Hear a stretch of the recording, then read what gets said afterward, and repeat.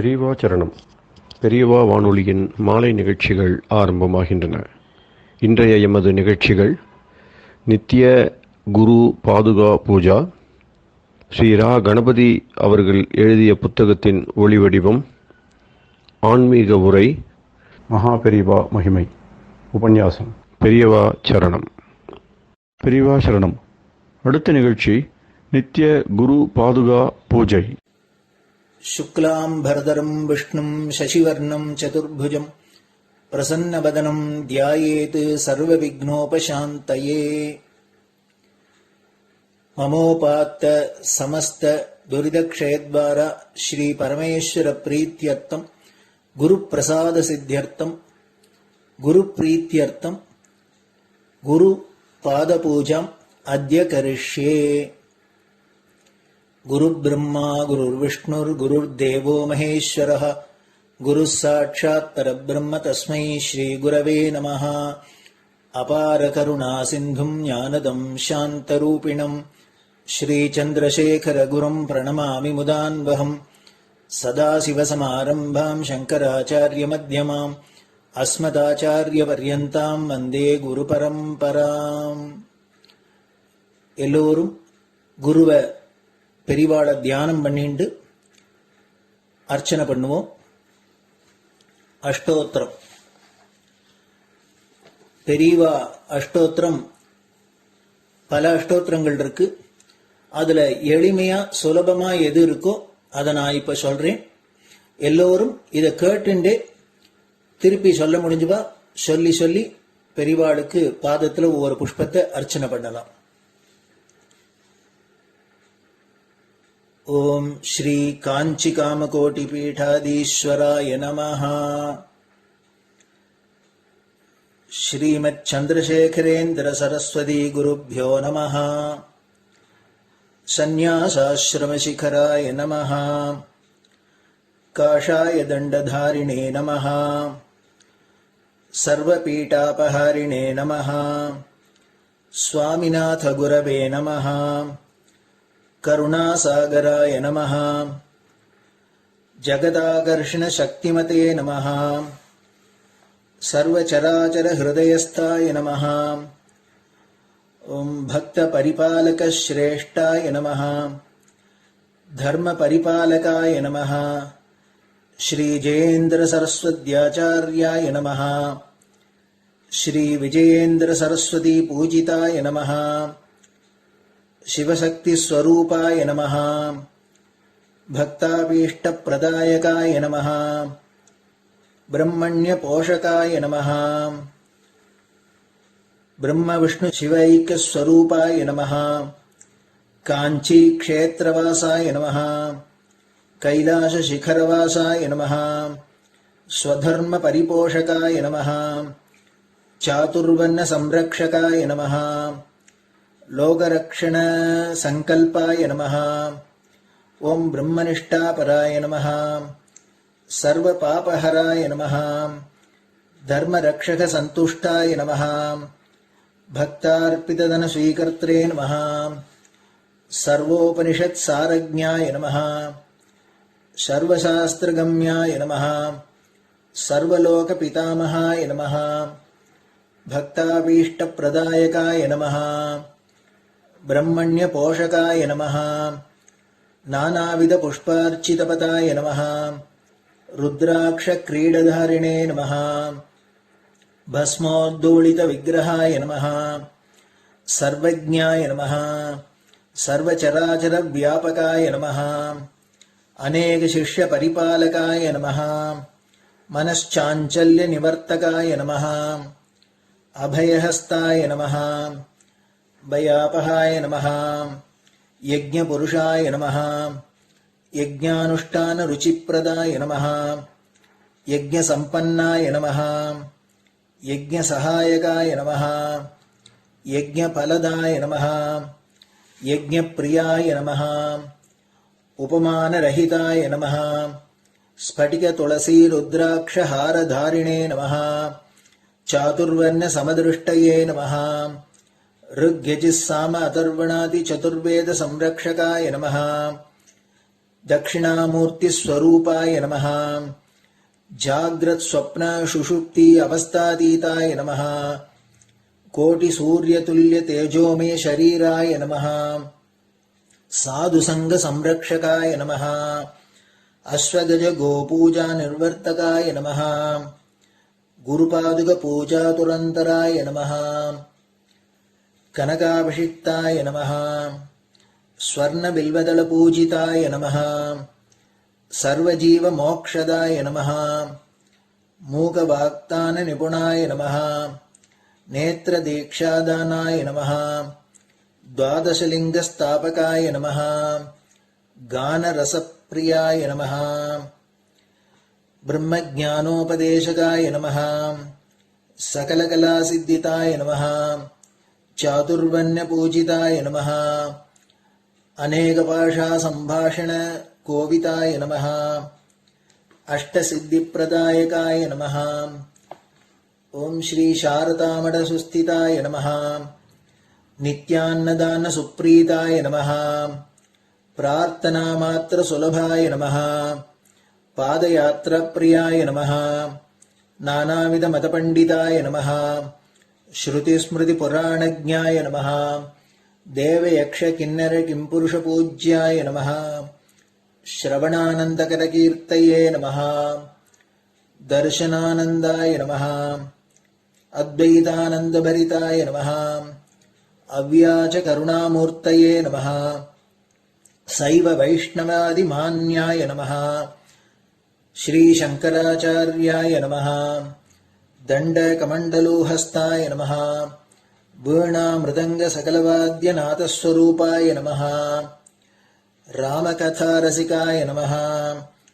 वेद वेदांग आगमादि सकलकला सतस्प्रवर्तकाय नमः हृदय गुहाशयाय नमः शतरुद्रीय वर्णितस्वरूपाय नमः केदारेश्वरनाथाय नमः अविद्यानाशकाय नमः निष्कामकर्मोपदेशकाय नमः लघुभक्तिमार्गोपदेशकाय नमः लिंगस्वरूपाय नमः सालग्रामसूक्ष्मस्वरूपाय नमः कालड्यां शङ्करकीर्तिस्तम्भनिर्माणकर्त्रे नमः जितेन्द्रियाय नमः शरणागतवत्सलाय नमः श्रीशैलशिखरवासाय नमः डमरुकनादविनोदाय नमः वृषभारूढाय नमः दुर्मदनाशकाय नमः आभिचारिकदोषहर्त्रे नमः मिताहाराय नमः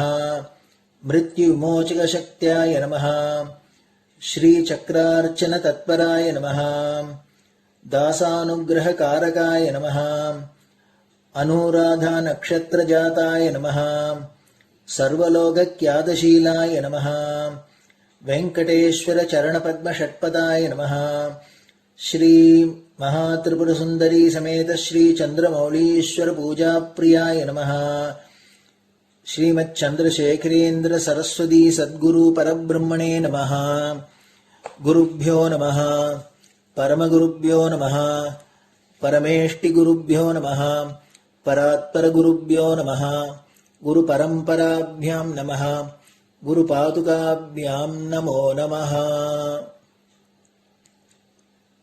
அடுத்தது ஊதுபத்தி இருந்தா அதை காமிச்சு தூபம், நெய் தீபம் இருந்தா காமிச்சு அதை நெய் தீபம் தீபம் காமிச்சுட்டு நைவேத்தியம் வெத்தலைப்பாக்கு பழம் இதுலேருந்து ஆரம்பிச்சு அவளுக்கு எது சௌரியமோ அதுபடி நைவேத்தியம் பண்ணலாம். அதுக்கு அடுத்தது கற்பூர ஹாரத்தி பண்ணி எல்லோரும் பிரதட்சிண நமஸ்காரம் பண்ணி பெரியவாள்கிட்ட பிரார்த்தனை பண்ணிண்டு எல்லோரும் க்ஷேமமா இருக்கணும், லோகம் பரம மங்களமா சௌக்கியமா இருக்கணும், எல்லோரும் வியாதி வெக்க இல்லாத ஆயுராரோக்கிய ஐஸ்வர்யத்தோட சாந்தம் அமைதியோட ஞான வைராக்கியத்தோட எல்லோரும் நல்லவர்களாயிருந்து நன்மையை அடையணும்னு பிரார்த்தனை பண்ணி இந்த பூஜையை தினம் செய்யலாம். குரு பிரம்மா குருர் விஷ்ணுர் குருர் தேவோ மகேஸ்வரः குரு சாட்சாத் பரபிரம்ம தஸ்மை ஸ்ரீ குரவே நமஹ. அபார கருணா சிந்தும் ஞானதம் சாந்தரூபிணம் ஸ்ரீ சந்திரசேகர குரும் பிரணமாமி முதான்வகம். சதாசிவசமாரம்பாம் சங்கராச்சாரிய மத்யமாம் அஸ்மதாச்சாரிய பர்யந்தாம் வந்தே குரு பரம்பராம். குரு பாத பூஜை நிறைவடைஞ்சது. பெரியவா சரணம். பெரியவா சரணம். பெரியவா வானொலியில் நேயர்கள் அடுத்து கேட்க இருப்பது ஸ்ரீ ரா கணபதி அவர்கள் எழுதிய புத்தகத்தின் ஒளி வடிவம். அளிப்பவர் ஸ்ரீமதி உமா சங்கர் அவர்கள். தேனினும் இனிய சொல்லான் தீச்சுடர் மேனி கொண்டான் ஊனுயிர்க்குயிரதான ஒன்றினைக் கலந்து நின்றான் ஏனினிக் கவலை நெஞ்சே இன்றுனக் அருள் செய்தான் இஞ்ஞானவான் காமகோட்டி நாதனை நம்புவோமே. ஜெய ஜெய சங்கர ஹரஹர சங்கர. மகாபெரியவாளின் உபன்யாசங்களை ரா கணபதி அண்ணா தெய்வத்தின் குரல் என்ற பெயரில் 7 பாகங்களாக தொகுத்து அளித்ததின் 3ஆம் பாகத்தின் கடைசி பகுதி மங்களாரத்தி. சீதாராமருக்கும் பக்கபலம். பலமில்லாதவருக்கு பலம் ஸ்ரீராமச்சந்திரமூர்த்தி தான். நிர்பல்கே பலிராம், நிர்பலுக்கே பலிராம். ஆபத்து வந்து சாய்கிற சமயத்தில் யார் வந்து தாங்கிக் கொண்டு பலம் தர முடியும்? ராமன் தான். ஆபதாம் அபகர்த்தாரம் என்கிறோம். அக்ரத பிரஷ்டதச்சைவ பார்ஸ்வதச்ச மகாபலௌ. துவாதசநாம பஞ்சரம் உத்தரபாகம். அதாவது நமக்கு முன்னேயும் பின்னேயும் 2 பக்கங்களிலும் அக்ரத பிரஷ்டதஸ்வைவ பார்ஸ்வதஸ்வ மகாபலௌ. நமக்கு முன்னேயும் பின்னேயும் 2 பக்கங்களிலும் நம்மை சூழ்ந்து கொண்டு சதாவும் நம்மை ரட்சிக்கிற மகாபலவான் யார்? அந்த ராமன் தான். நமக்கு துளி ஆபத்து வருகிறதென்றாலும் அம்பை விடுவதற்கு சித்தமாக கோதண்டத்தின் நான்கயிற்றை காது வரை இழுத்தபடி நம்மை சூழ்ந்து இருக்கிறான். அவனை விட்டு விலகாத லக்ஷ்மணனும் அவனோடேயே இருந்து கொண்டிருப்பான். ஆகர்ண பூர்ண தன்வானோ ரக்ஷேதாம் ராமலக்ஷ்மணோ. ஆனால் இப்படிப்பட்ட புருஷ சிரேஷ்டர் வீரராகவன், விஜயராகவன் என்றே பெயர் பெற்ற மகாவீரர் ஆஞ்சநேயரை தமக்கு பக்கபலமாக கொண்டதால்தான் அவதார காரியத்தை பண்ண முடிந்ததாக காட்டியிருக்கிறார். மனுஷ வேஷம் பிரமாதமாய் போட்டவர் அவர். சீதையை ராவணன் கொண்டு போய் எங்கே வைத்திருக்கிறான் என்று தெரியாத மாதிரியே நடித்தார்.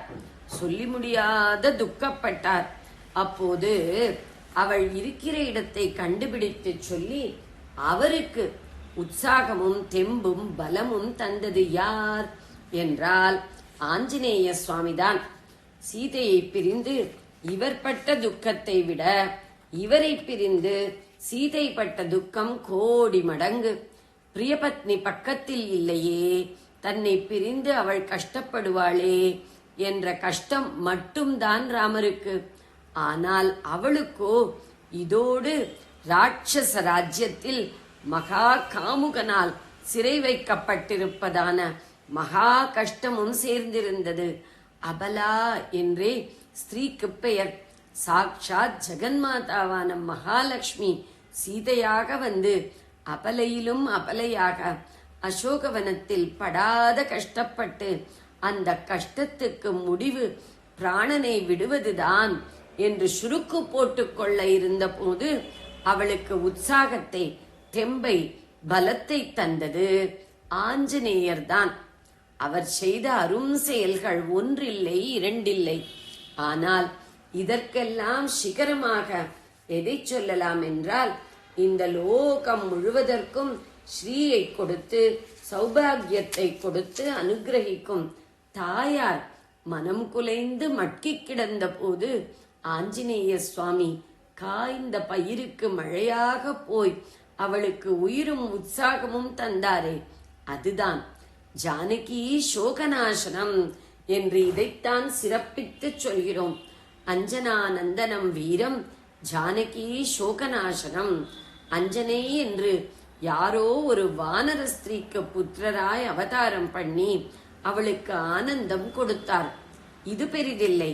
எந்த பிள்ளை அவன் என்ன துஷ்டத்தனம் செய்பவனாயிருந்தாலும் அம்மாவுக்கு மாத்திரம் ஆனந்தம் தருகிறவனாகத்தான் தோன்றுவான். அதனால்தான் பிள்ளையை நந்தனன் என்பது. தசரத நந்தனன், தேவகி நந்தனன் மாதிரி அஞ்சனா நந்தனன். இது பெருசில்லை.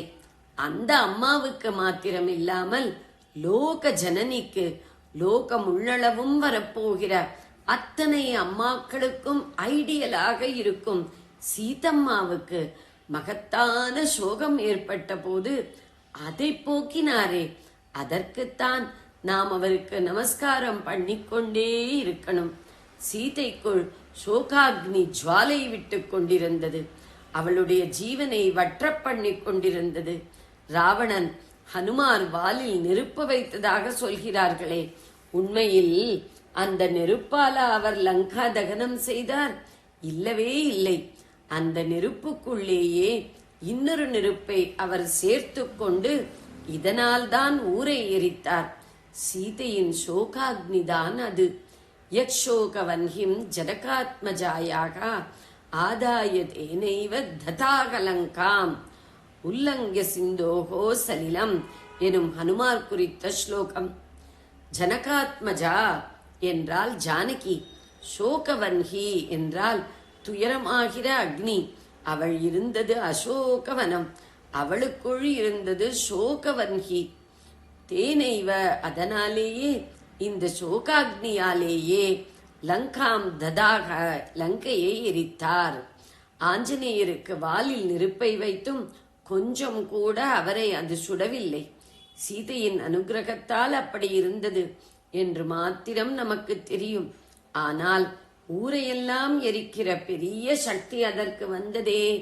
அவளுடைய சோகத்தை தான் ராவணன் நெருப்பு என்ற ரூபத்தில் வைத்ததால் தான் ஆஞ்சநேயர் வாலில் நெருப்பு வைக்கணும் என்ற எண்ணம் அவனுக்கு ஏன் வந்தது? அவனுக்கு அந்த எண்ணம் வருகிற சமயத்தில் சீதை அதற்கு மேலும் சோகாக்னியில் வாடினால் பிரபஞ்சமே தாங்காது என்ற கட்டம் வந்தது. அது எப்படியாவது வெளியே வந்து செலவாகும்படி செய்ய வேண்டும். அதை யாராவது தாங்கிக் கொண்டு வெளியிலே விட்டு விட வேண்டும். யாரால் தாங்க முடியும்? ஆஞ்சநேய சுவாமியை தவிர யாராலும் முடியாது. இதனால்தான் அவரை தண்டிக்கணும் என்று ராவணனுக்கு தோன்றின போது ஈஸ்வர சங்கல்பத்தால் வாலில் நெருப்பு வைத்தால் என்ன என்று தோன்றிற்று.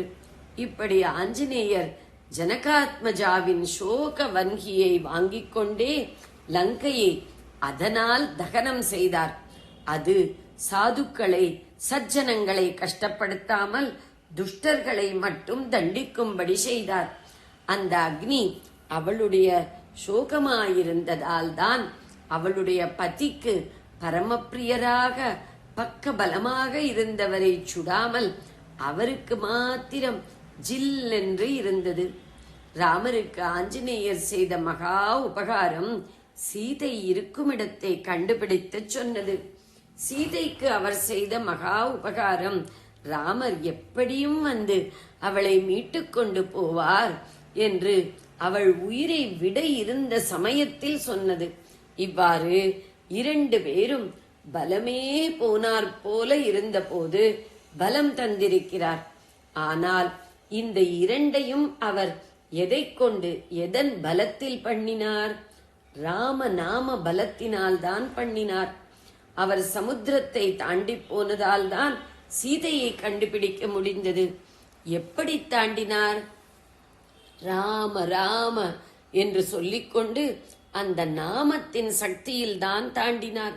சீதை பிராணனை விட இருந்த பொழுது அவளை எப்படி காப்பாற்றினார்? அம்மா தாயே, உயிரை விடாதே என்று காலில் விழுந்தால் கூட அவளை தடுத்திருக்க முடியாதே. இதுவும் ராட்சசமாயே, ராவணன் செய்கிற சூது என்றுதானே நினைத்திருப்பாள். மாரீச்சமான் அனுபவத்துக்கு அப்புறம் அவளுக்கு எல்லாமே ராட்சச மாயையாய்த்தான் தெரிந்தது. அவளுக்கு அப்படி தெரிந்தது என்பது ஆஞ்சநேயருக்கும் தெரிந்தது. பரமசுத்த பிரம்மச்சரியத்தால் ஸ்படிகம் மாதிரியாக ஆன அவருடைய மனசில் யார் நினைப்பதும் பளிச்சென்று தெரிந்துவிடும். சீதை பிராணஹானி செய்து கொள்ள இருந்த கட்டத்தில் என்ன செய்தார்? ராம ராம என்று நாமாவைத்தான் சொல்ல ஆரம்பித்தார். ராமாயண கதையை மெதுவாக ஆரம்பித்தார். ராம என்றால், அதுவும் ஆஞ்சநேய சுவாமியின் வாயால் சொன்னால் எந்த மாயையும் ஓடிவிடாதா? அவளுடைய சோகவன்கியை நாமாமிர்தத்தை தெளித்து கொஞ்சம் சமனம் செய்தார். இப்படி அமிர்தத்தை தந்தவருக்கு அக்னியே ஜில்லென்றிருக்க அவள் அனுகிரகித்தாள். ஆஞ்சநேயரால் தான் தாங்கள் காப்பாற்றப்பட்டது போல் ராமரும் சீதையும் சொல்லிக் கொண்டார்கள். சீதையின் பிராணனை ரட்சித்துக் கொடுத்தது சீதைக்கும் மேல் தமக்கு பிரியமான லக்ஷ்மணன் மூர்ச்சையாய் விழுந்த போது சஞ்சீவி கொண்டு வந்து அவனை எழுப்பினது முதலானவற்றுக்காக தாம் ஆஞ்சநேயருக்கு தீர்க்க முடியாத நன்றிக்கடன் பட்டிருப்பதாகவே ராமர் எப்போதும் சொல்வார். ஆஞ்சநேயருக்கு எப்படி என்ன பிரத்யுபகாரம் பண்ணுவோம் என்றே சீதைக்கும் சதா இருந்தது. 2 பேருமாக சேர்ந்து என்ன பண்ணினார்கள் என்றால், அயோத்தியிலே கோலாகலமாக பட்டாபிஷேகமானவுடன் ராமர் பல பேருக்கு பல பரிசு தரும்போது ஒரு முக்தாகாரத்தை சீதைக்கு போட்டார். அவள் அதை கழற்றி கையில் வைத்துக்கொண்டு சுற்றி இருந்த அத்தனை பரிவாரங்களையும் பார்த்துவிட்டு ராமரையும் அத்தபுஷ்டியோடு பார்த்தாள். 2 பேரும் பரிபூர்ண ஐக்மத்தியம், ஒரே சித்தம் கொண்ட தம்பதி. அதனால் அவர்கள் மனசுக்கு மாத்திரம் தெரிகிற மாதிரி ஆஞ்சநேயரை அந்த பெரிய சதசிலே கொண்டாடுவதற்கு ஒரு பிளான் போட்டு கொண்டார்கள். சீதை ராமரை பார்த்த பார்வையாலேயே முக்தாகாரத்தை அந்த பரிவாரத்திலே யாருக்கு கொடுக்கலாம் என்பதற்கு அவருடைய அபிப்பிராயத்தை கேட்டுவிட்டாள். உடனே ராமர் பராக்கிரமம், புத்தி, பணிவு எல்லாம் எவனுக்கு பூர்ணமாக இருக்கிறதோ அவனுக்கே கொடு என்றார். பாராட்டிதழ், சைட்டேஷன் படித்தவுடன் அவார்டு கொடுக்கிற மாதிரி பேரை சொல்லாமலே ராமர் இப்படி சொன்னவுடன் சீதை மாலையை ஆஞ்சநேயருக்கு கொடுத்து விட்டாள். ஹனுமானுக்கு கொடு என்று ராமர் நேராக சொல்லவில்லை. அப்படி சொல்லி இருந்தால் அவருக்கு மட்டும் என்ன ஸ்பெஷல் அவார்டு என்று மற்றவர்களுக்கு தோன்றலாம். ஆனால் இன்னார் என்று பர்சனலாக போகாமல் ஆப்ஜெக்டிவாக பல உசந்த யோக்கியதாம்சங்களை சொல்லி அவற்றை உடையவனுக்கு அவார்டு கொடுத்தால் யாரும் கேள்வி கேட்க முடியாது. அதனால்தான் உத்தமமான யோக்கியதை எல்லாம் ஹனுமார் ஒருத்தரிடமே பூர்ணமாக ரொம்ப இருந்ததால் ராமர் இப்படி சாமர்த்தியமாக சொன்னது. பட்டாபிஷேக கட்டத்திலே இப்படி ஆஞ்சநேயருக்கு 2 பேருமாக செய்ததற்கு ஈடு எதுவும் இல்லை.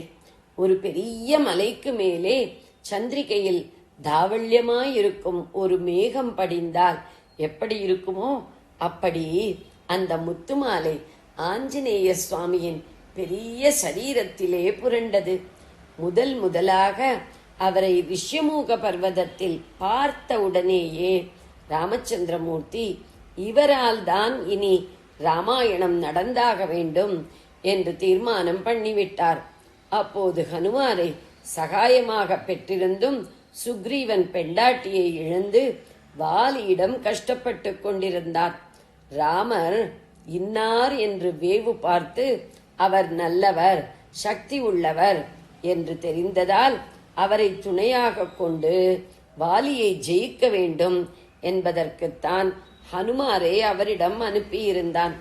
இப்படிப்பட்ட நிலையில் சந்தித்த போதிலும் ராமருக்கோ தனக்கே பலமாக இருக்கப் போவது இந்த ஹனுமார் தான் என்று தெரிந்துவிட்டது. அவரே ஈஸ்வரனாக இருந்து பூர்வத்தில் பண்ணின சங்கல்பம் தானே இப்படி இந்த ராமாயண நாடகம் நடக்க வேண்டும் என்று. அதனால் இவர்களை யார் என்ன என்று ஆஞ்சநேயர் விசாரித்த தினசிலேயே இவர் பெருமையை எடை போட்டு நவ வியாக்கரண பண்டிதன், சொல்லின் செல்வன் என்றெல்லாம் லக்ஷ்மணனிடம் ஏகமாக புகழ்கிறார். ஏதோ வாக்குவன்மை படைத்தவன்தான் என்று நினைத்து விடாதே. இவன் சர்வ வல்லமையும் படைத்தவன். இந்த லோகம் ஒரு தேர் என்றால் அதற்கு அச்சாக இருக்கிற ஆணி இவன்தான். இப்போது தெரியாவிட்டாலும் உனக்கே இதன் உண்மை ஒரு நாள் தெரியும் பார் என்கிறார். ஆணி இவ்வுலகுக்கெல்லாம் பின்னர் காணுதி மெய்மை என்கிறார். அது ரிஷிசாபத்தால் ஹனுமார் தம் பலத்தை மறந்திருந்த சமயம். அதனால்தான் இவரை துணையாக கொண்டிருந்தும் சுக்ரீவன் ராஜ்யம் தாரம் எல்லாம் இழந்திருந்தது. சீக்கிரமே ஜாம்பவான் இவர் பலத்தை இவருக்கு நினைவுபடுத்தி ரிஷி சாபம் போகும்படி செய்ய போகிறார். அப்புறம் ஹனுமார் சாகர தரணம், லங்கா தகனம் முதலான பெரிய காரியங்களை செய்ய போகிறார் என்பது ராமருக்கு தெரியுமாதலால் பின்னர் காணுதி மெய்மை. இவனுடைய மகா பிரபாவத்தால் லோகமாகிய தேரையே நடத்தி கொண்டு போகக்கூடியவன் என்கிற உண்மையை நீயே பின்னால் பார்ப்பாய் என்று லக்ஷ்மணனுக்கு சொல்கிறார். கம்பராமாயணம் கிஷ்கிந்தா காண்டம் அனுமப்படலத்தில் மாணியாம் படிவம் எனும் பாடல். ராமாயணமே ஒரு லோகம், சப்த காண்டமுடைய சப்த லோகமும். இந்த ராமாயண தேர் ஓடாமல் நின்று போகிற சந்தர்ப்பம். சீதை காணாமல் போய் அவள் எங்கே இருக்கிறாள் என்றே ராமருக்கு தெரியாமல் திரிந்து கொண்டிருக்கிற சந்தர்ப்பம். அப்போது ஆஞ்சநேயரை பார்த்தவுடன் அவரை ராமர் தேருக்கு அச்சாணியாக முடுக்கிக் கொண்டு விட்டார். உடனே சரசரவென்று தேர் ஓட ஆரம்பிக்கிறது.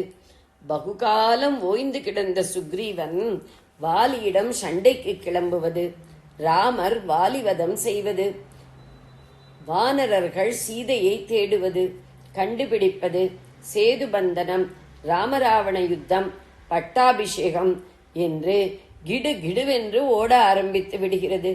இத்தனையிலும் பெரிய பங்கு ஹனுமாருக்குத்தான்.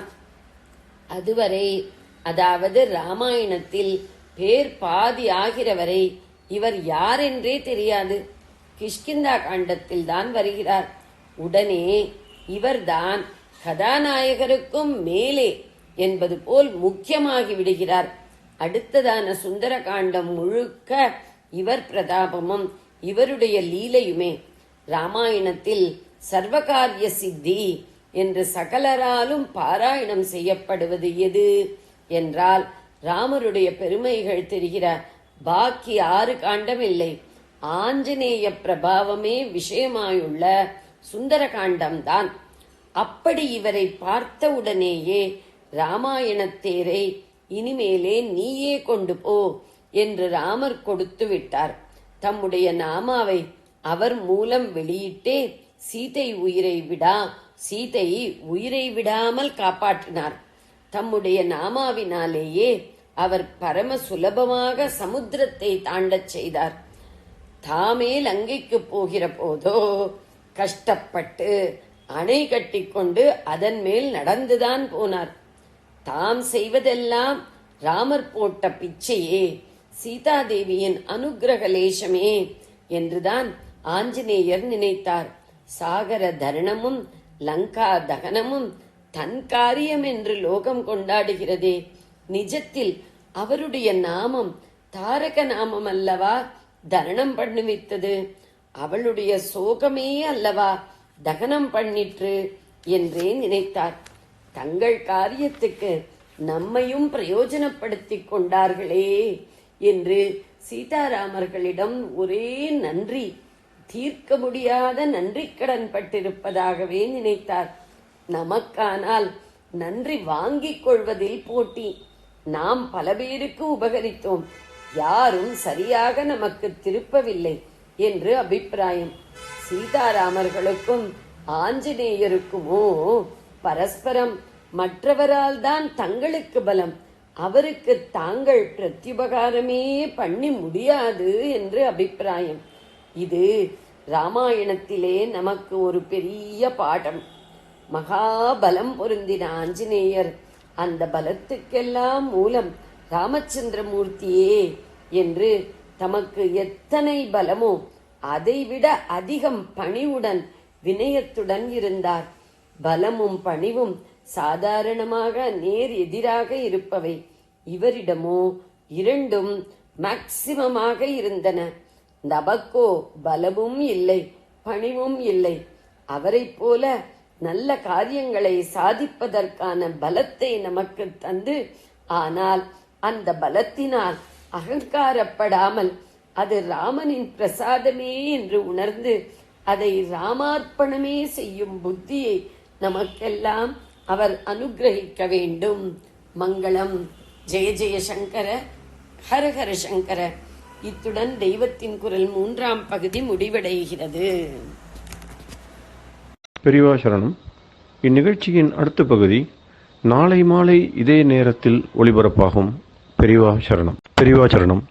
பெரியவா வானொலியில் நேயர்கள் அடுத்து கேட்க இருப்பது திரு கவிக்கண்ணன் அவர்களின் ஆன்மீக உரை. பெரியவா சரணம். ராம் ராம். ஸ்ரீ குருப்யோ நமஹ. ஜெய ஜெய சங்கர, ஹர ஹர சங்கர. பெரியவா வானொலி நேயர்கள் அனைவருக்கும், மகா பெரியவாவுடைய பக்தர்கள் அனைவருக்கும் அடியேன் கவிக்கண்ணனின் அன்பு கலந்த நல்வாழ்த்துக்கள்.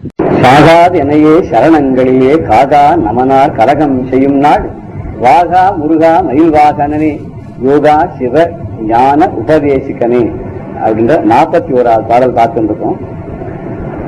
யோகத்துக்கெல்லாம் அதிபதியாக இருக்கக்கூடியவனும் சிவ ஞானத்தை உபதேசித்த குருவாக இருக்கக்கூடியவனுமான உனது பாதார விந்தங்களிலே நான் இனி இரவாமல் ஒரு நித்தியமான வாழ்வை அடைந்து உன்னுடைய சாகித்யத்தை அடைவதற்காக நீ என்னை காப்பாற்ற வேண்டும். அழகான முருகா, மயில் வாகனம் ஏறி வருபவனே, என்னை கவர்ந்து செல்வதற்காக யமன் வரும்பொழுது நீ அஞ்சாதே என்று என் முன்னே வந்து நின்று என்னை காப்பாற்ற வேண்டும், எனக்கு நீ அபயம் தர வேண்டும் அப்படிங்கிறவன் இந்த பாடலை சொல்றார். வாகா முருகான்றதுக்கு வாகை சூடியவனி அப்படின்னு ஒரு பொருள் பார்த்தோம். இன்னும் வா கான்னு ரெண்டா பிரிச்சோன்னா நீ வர வேண்டும் காக்க வேண்டும் அப்படின்னு 2 பதமாகவும் எடுத்துக்கலாம். 2 பிரார்த்தனை இருக்கிறார். அந்த யமன் வரும்போது நீ வர வேண்டும், வெவ்விய காலனின் மேல் வரும்போது வெளி நிற்கவேன்னு அபிராமிதாஸ் சொன்னவாறு நீ அந்த காலன், பொறுமையான காலன் வரும்போது நீ வர வேண்டும். அது மாத்திரமில்ல, அவன் என்னை கவர்ந்து செல்லாமல் என்னை அவனிடமிருந்து என்னை காப்பாற்ற வேண்டும். வா கா அப்படின்னு சொல்லுவார். யோகாங்கிற ஒரு வார்த்தையை உபயோகப்படுத்துறோம். யோகா அப்படின்றதுக்கு என்ன அர்த்தம்னா, இது யோகத்துக்கு ரொம்ப முக்கியமா அதிஷ்டானமா இருக்கக்கூடியது, ஆயத்தனமா இருக்கக்கூடியது குண்டலினின்னு சொல்றாங்க. குண்டலினி யோகம். இந்த குண்டலினி யோகம்ன்றது பத்தி அவ்வையாரோட ரொம்ப அழகா சொல்லியிருக்கா. விநாயகர் அகவல்ங்கிறது முழுக்க முழுக்க குண்டலினி யோகத்தை பத்தி தான் அப்படின்னு சொல்லுவா. இந்த குண்டலினி யோகத்துல குண்டலினிங்கிறது உள்ள அடங்கி இருக்கு, அது தற்பூர்வமா படுத்து இருக்கு. அதை சுண்டி எழுப்பணும், அது எழுப்பி அதை ஸ்ட்ரெயிட் ஆகும். அப்புறம் 6 ஆதாரங்கள் வழியா அது சகஸ்திரத்துக்கு போகும்போது நமக்கு நம்ம பர தத்துவத்தை புரிஞ்சுக்கணும்னா யோகத்திலாம் சொல்றேன். இங்க அந்த தத்துவம் அப்படிங்கிறது கந்தசஷ்டி காலத்துல கூட சொல்றது, குண்டலியாம் சிவகுடந்தனம் வருக அப்படின்னு சொல்ற மாதிரி அந்த முருகனை யோகத்துக்கு அதிஷ்டானமானவன், அந்த குண்டலியாக இருப்பவன் அப்படின்னால இவனை யோகா, அந்த யோகமாக இருப்பவனே அப்படின்னு சொன்னார். இன்னொன்னு யோகம்ங்கிறதுக்கு தமிழ சாதமா நல்ல யோகம் அப்படின்னு சொல்லுவோம்ல, இங்க யோக தசை அடிக்கிறது, அவனுக்கு என்ன இப்ப நல்ல யோகம் அப்படிங்கிற முடியும். இந்த யோகம்னா ரொம்ப அதிர்ஷ்டம்னு அர்த்தம். அதிர்ஷ்டத்தினால ஒரு மேன்மை கிடைக்கிறது, நல்ல யோகம் கிடைக்கிறது. அப்போ நமக்கே சாதாரண அதிர்ஷ்டம் அடிச்சு எல்லாம் கிடைக்கிறது. முருகன் எல்லாத்துக்கும் பெரிய பரம்பொருளுடைய புத்தகன்ற போது அவனும் பரம்பொருள் தான். அவன் பூர்ணத்திலேருந்து வந்தவன், அவனும் பூர்ணமா இருக்கிறதுனால அவன் அவாப்த சமஸ்த காமன் அப்படிங்கிறான். சமஸ்த காமங்களையும் நினைச்ச எல்லாத்தையும் அவன் அடைந்தவனாக இருக்கிறான். அப்படிப்பட்டவன்கிறது அவன்கிட்ட போய் நம்ம என்ன கேட்கணும், சாகாத வரம் தான் கேட்கணும். எதை வேணாலும் கொடுப்பான்னு அவன் போய் அல்பமா கேட்கலாமோ, அவனுக்கு சாகாத வரத்தை தான் அவன்கிட்ட போய் கேட்கணும். ஏன்னா எல்லாத்தையும் வைத்துக் கொண்டிருக்கக்கூடிய ஒரு சூப்பர் மார்க்கெட் மாதிரி ஒரு யோகாதிபதியா இருக்கிறதுனால அவன்கிட்ட போய் எனக்கு இந்த சிவஞானம் வேணும், இந்த பூலோகத்தில் இருக்கக்கூடிய ஆசைகள் பற்றெல்லாம் எனக்கு நீங்கிடணும், மெய்ஞானம் வரணும் அப்படிங்கிற மாதிரி இந்த பாடல்ல கேட்கிறார்.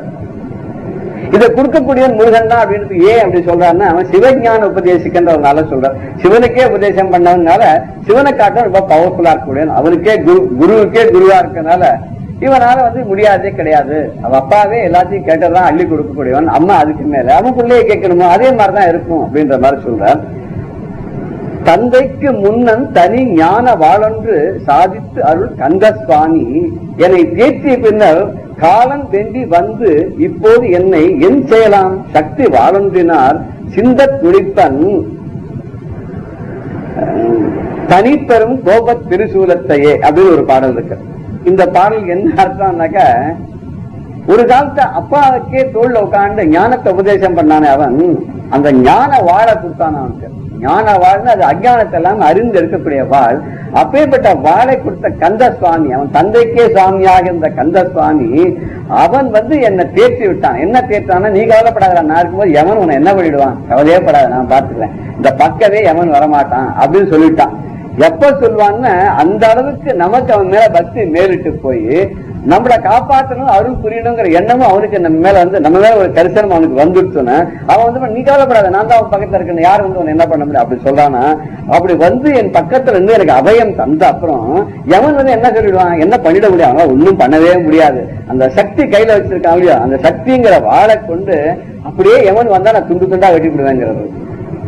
நான் எவனை காலால் உதைப்பேன் பாரதி சொன்ன மாதிரி இவர் என்ன பண்ண, சக்திங்கிற வாழால துண்டு துண்டா எவனையே நான் துண்டமா பண்ணி விடுவேன் அப்படின்னு ஒரு பாடல் சொல்றேன். அந்த அளவுக்கு அவளுக்கு ஒரு பக்தி இருந்திருக்கு. பக்தினால எதையுமே சாதிக்க முடியும் அப்படிங்கிற ஒரு எண்ணம் அவளுக்கு இருந்திருக்கு. இப்ப சாகாத வரத்தை ஒரு தடவை கேட்கிறார் இந்த பாடல்ல. சாகாத வரம் மாத்திரம் இல்ல, யமன் வரும்போது என்னை காப்பாது பக்கத்துல நிக்கணுங்க, இனி திரவாத வரமும் வழங்குறோம். இனிமே பிறக்கூடாது, பிறந்தாதானே இறக்கணும், இறந்தாதானே பிறக்கணும், இந்த ரெண்டுமே இல்லாத நீ என்னை காப்பாற்ற வேண்டும்.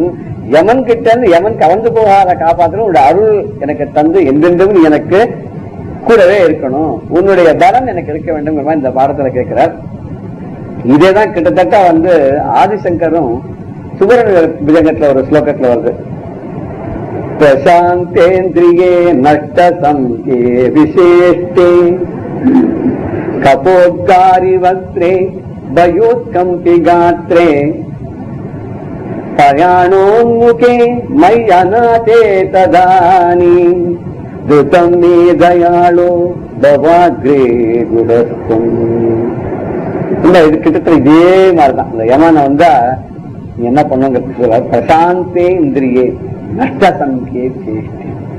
இந்த உடம்பு இந்த வயசான உடனே கடைசி காலத்துல நினைவெல்லாம் தப்பி போயிடுது, அங்கங்கள்லாம் ஒடுங்கி போயிடுறது, அங்கம் ஒடுங்கி சுருங்கி செயலுக்கு போயிடுறது, என்ன பண்றோம் தெரியல, என்ன பேசுறோம் தெரியல, அப்படி அசைவின்றி ஓஞ்சி போயிடுறது. அந்த இந்த கபம் நெஞ்சில அடைச்சிக்கிறதான். ஏதோ சொல்லணும்னு நினைக்கிறோம், சொல்ல முடியாத கபம் அடைச்சிக்கிறது, இருமல் ஒரு பக்கம் வர்றது, மூச்சு விட முடியாத திணறது. அந்த மாதிரி இந்த கபத்துடைய ஆதிக்கத்தினால வாயில நுர கக்க ஆரம்பிச்சுடுறான். அந்த மாதிரி சமயத்துல அதுல அறிகுறி என்னன்னாக்க யமன் வரப்போறான் அப்படின்றது. இந்த யமன் வரப்போறான், நமக்கு வாழ்க்கை முடிய போகுதுன்னு ஒரு பயத்தினால அப்படி ஒரு நிலை வருதான். அந்த நிலை வரும்போது வாயில இருந்து நுரையா வேற வந்துட்டே இருக்கு. அப்படி நான் பரலோகத்துக்கு போறதுக்கு சித்தானா இருக்கேன், இதெல்லாம் அடங்கி ஒடுங்கப்படுத்த இனிமே அவ்வளவுதான், எந்த நிமிஷம் வேணாலும் மூச்சு நின்று போயிடும் ஒரு பயம் எனக்கு வந்துடுச்சு. அந்த சமயத்துல சரி எல்லாரும் ரெடி ஆயிட்டா, இனிமே இதை காப்பாற்ற முடியாது, டாக்டர் பார்த்தாச்சு முடியல, வக்கீல் எல்லாம் எழுதியாச்சு அப்படின்ற ஒரு நிலை வந்தாச்சு, இனிமே அதான் ரேடிக்கு வந்தாச்சுன்ற ஸ்டேஜ்ல யாருமே காப்பாற்ற முடியாதுன்னு அனாதை ஆயிட்டாராம். மனுஷாவால ஒன்னும் பண்ண முடியாது, இனிமே தெய்வ கிருப்பை இருந்தாதான் ஒண்ணு பண்ண. அது கூட என்னன்னு இந்த லோகத்துல ஒண்ணு அதை காப்பாத்தி பிரயோஜனம் இல்ல, இவனை காப்பாத்தி திருப்பி கொண்டு என்ன பிரயோஜனம், திருப்பி கொஞ்ச நாள் கழிச்சு மறுபடியும் அவஸ்தப்பட போறான். அந்த மாதிரி இருக்கிற சமயத்துல என்ன காப்பாற்றத்துக்கு யாருமே இல்லாத அனாதையாக தவிக்கிறேன். பிரயாணோமுக்கே மை அநாதே ததானிம். நான் அனாதையா பிரயாணத்துக்கு தயாரிக்கக்கூடிய நேரத்துல ததானிம் அப்போ இதானிம்னு இப்போன்னு சொல்றவங்க ததானிம் அப்ப அந்த கஷ்டப்பட நேரத்துல தயாளோ கருணாபூர்ணமான கருணைக்கடலான முருகா நீ என் முன்னாடி சீக்கிரம் வரணும், நீ முன்னாடி சீக்கிரமாக வர வேண்டும். குஹா குஹனே துவம் நீ சீக்கிரமாக நீ என்னுடைய எனக்கு முன்னாடி உடனே வா தயாளு அப்படின்னு கேட்கிற. நீ என்னை காப்பாற்ற வேண்டும். காகா நவனார் கலகம் செய்தால் வாகா முருகா மயில்வாகன்னு சொன்ன அதே அர்த்தத்தில் தான் இவரு சொல்றாரு. இந்த மாதிரி கட்டப்படுற நேரத்தை நீ என் முன்னாடி நிற்க வேண்டும். அப்படி நின்று எனக்கு அருள் பண்ணிட்டேன்னு சொன்னா நான் யாருக்குமே கவலைப்பட வேண்டாம் அப்படின்ற மாதிரி இதுல ஒரு கருத்தாக சொல்லும் போது ஒரு அவாப்த சமஸ்த காமனாக கூடிய அந்த சிவஞானத்தை உபதேசித்த குருவே நீ எனக்கு சாதாத வரத்தை தந்து உன்னுடைய பாதங்கள்ல இன்றும் நிலைத்திருக்கக்கூடிய சாகித்ய பதவியை தர வேண்டும். அதோட மாத்திரமில்லாம இந்த காலன் வந்து என்னோட உயிரை கவர வரும்போது நீ மயில் மேலே மயிலாதியுடன் சொல்ற மயில் மேல் ஏறிக்கொண்டு நீங்க வர வேண்டும், ரொம்ப வேகமா வரணும். ஏன்னா மனோ வேகம் வாயு வேகமா மயில் வேகமா வரும். அதனாலதான் அவர் அந்த மாதிரி ஒரு இதை வச்சிருக்காராம். அப்புறம் வேகமா என்னாடி முன்னாடி வந்து நீ நின்று இவன் என்னோட பக்தன், இவனை நீ எடுத்துன்னு போக கூடாது, இவன் நான் வேற இடம் வச்சிருக்கேன், என் லோகத்துக்கு வரப்போறான்னு யமன் சொல்லி யமன் நீ விரட்டிடணும். அப்படி வந்து யமனுக்கு என்னை காப்பாற்றி என்ன உன்னோட நீ அழைச்சின்னு போகணும், எனக்கு நல்ல பதவி எனக்கு கொடுக்கணும் அப்படி சொல்லி இதை வந்து ஒரு குறிப்பாக பகவான் சொல்ற மாதிரி இந்த பாடல் அமைந்திருக்கு. ஒரு அருமையான ஒரு பிரேயர் சாங்கா அதை வச்சுக்கலாம் நம்ம. ஏன்னா இதுதான் நமக்கு கடைசியில வேணும், வேற எதுவுமே வேண்டாமே. எல்லாத்தையும் இது இல்ல இது இல்லன்னு அப்புறம் கடைசியில் இதுக்கு நமக்கு எது நிரந்தரம், அவெல்லாம் வந்து பலத்தத்துவத்தை தேடுறதுக்காக இது இல்லை இது இல்லைன்னு போனா நமக்கு நிரந்தரமானது எது இல்லைன்னு இது இல்லை இது இல்லைன்னு கூட கடைசியில வந்து அந்த கடவுளுடைய அனுகிரகம் ஒன்றுதான் நிரந்தரம் அப்படிங்கறதுனால இந்த பாடலை நம்ம வந்து நம்ம படிச்ச அந்த சுப்பிரமணிய புஜங்கத்தினுடைய சோத்திரமும் சரி இந்த பாடலும் சரி ரொம்ப அழகா அமைஞ்சிருக்கு. இதை நம்ம பாராயணமா பண்ணாலே ரொம்ப நமக்கு சௌரியத்தை எல்லாம் கொடுக்கும் அப்படின்னு சொல்ற. இதே ரீதியில் ஒரு தமிழ் பாடல் கூட இருக்கு.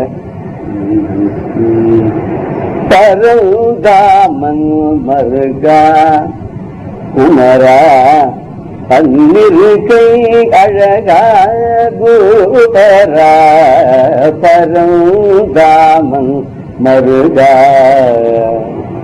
பரிந்தனை ஆண்டருள் வடிவேல பரசிவபால பரமதயா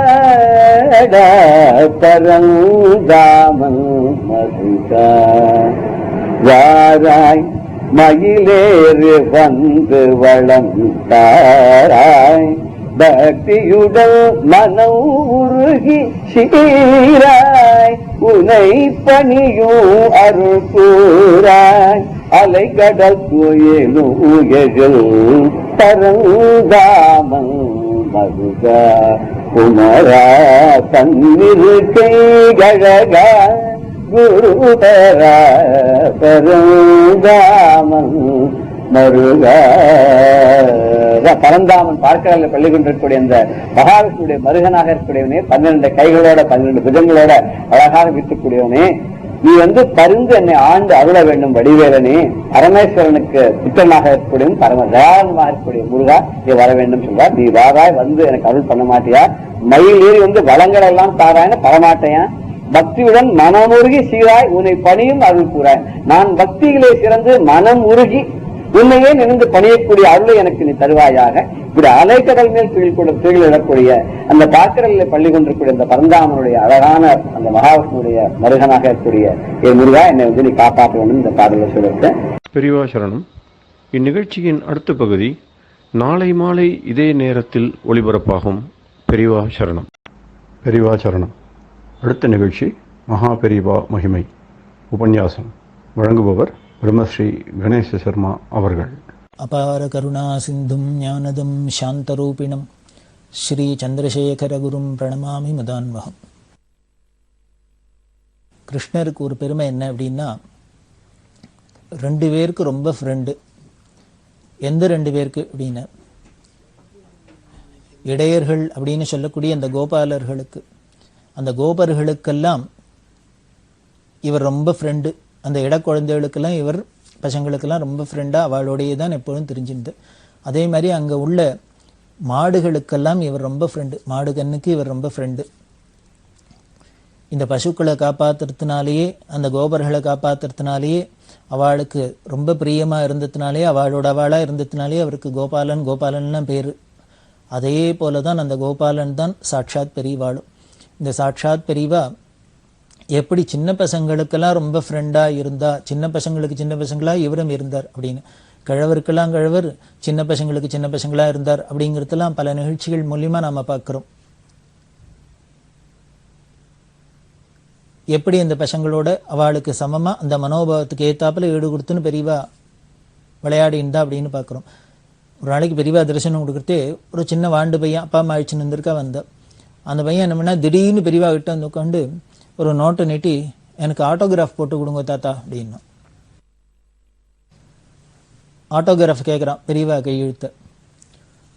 அந்த குழந்தைக்கு பழக்கம் போல இருக்கு, யாரை பார்த்தாலும் விஐபிஸ்லாம் ஆட்டோகிராஃப் கையெழுத்து வாங்குறவளோ இல்லையா, அதை மாதிரி இது பெரிய விஐபி ஆச்சே. இவர்கிட்டையும் வந்து கேட்டால் அப்பா அம்மாலாம் சங்கோஜப்படுறா, இந்த குழந்தை இப்படி கேட்கும்னு எதிர்பார்க்கல.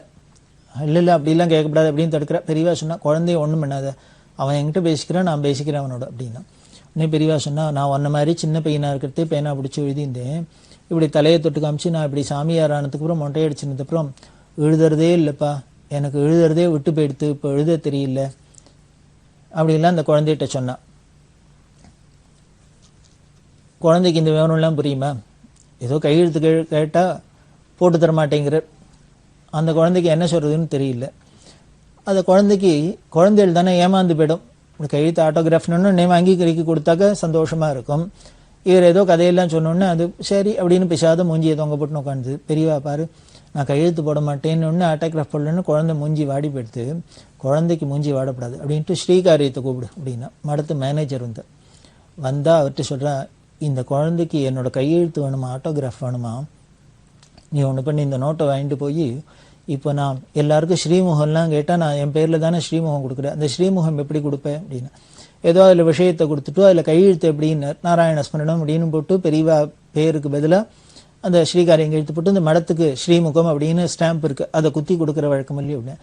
அதே மாதிரி இவனுக்கும் என் பேரை எழுதி அந்த ஸ்ரீமுகம் சீலை போட்டு அவனுக்கு கொடுத்துரும், அதுதான் என் ஆட்டோகிராஃப், அந்த மாமாட்ட போய் என் ஆட்டோகிராஃப் போட்டு கொடுப்பேன் அப்படின்னு.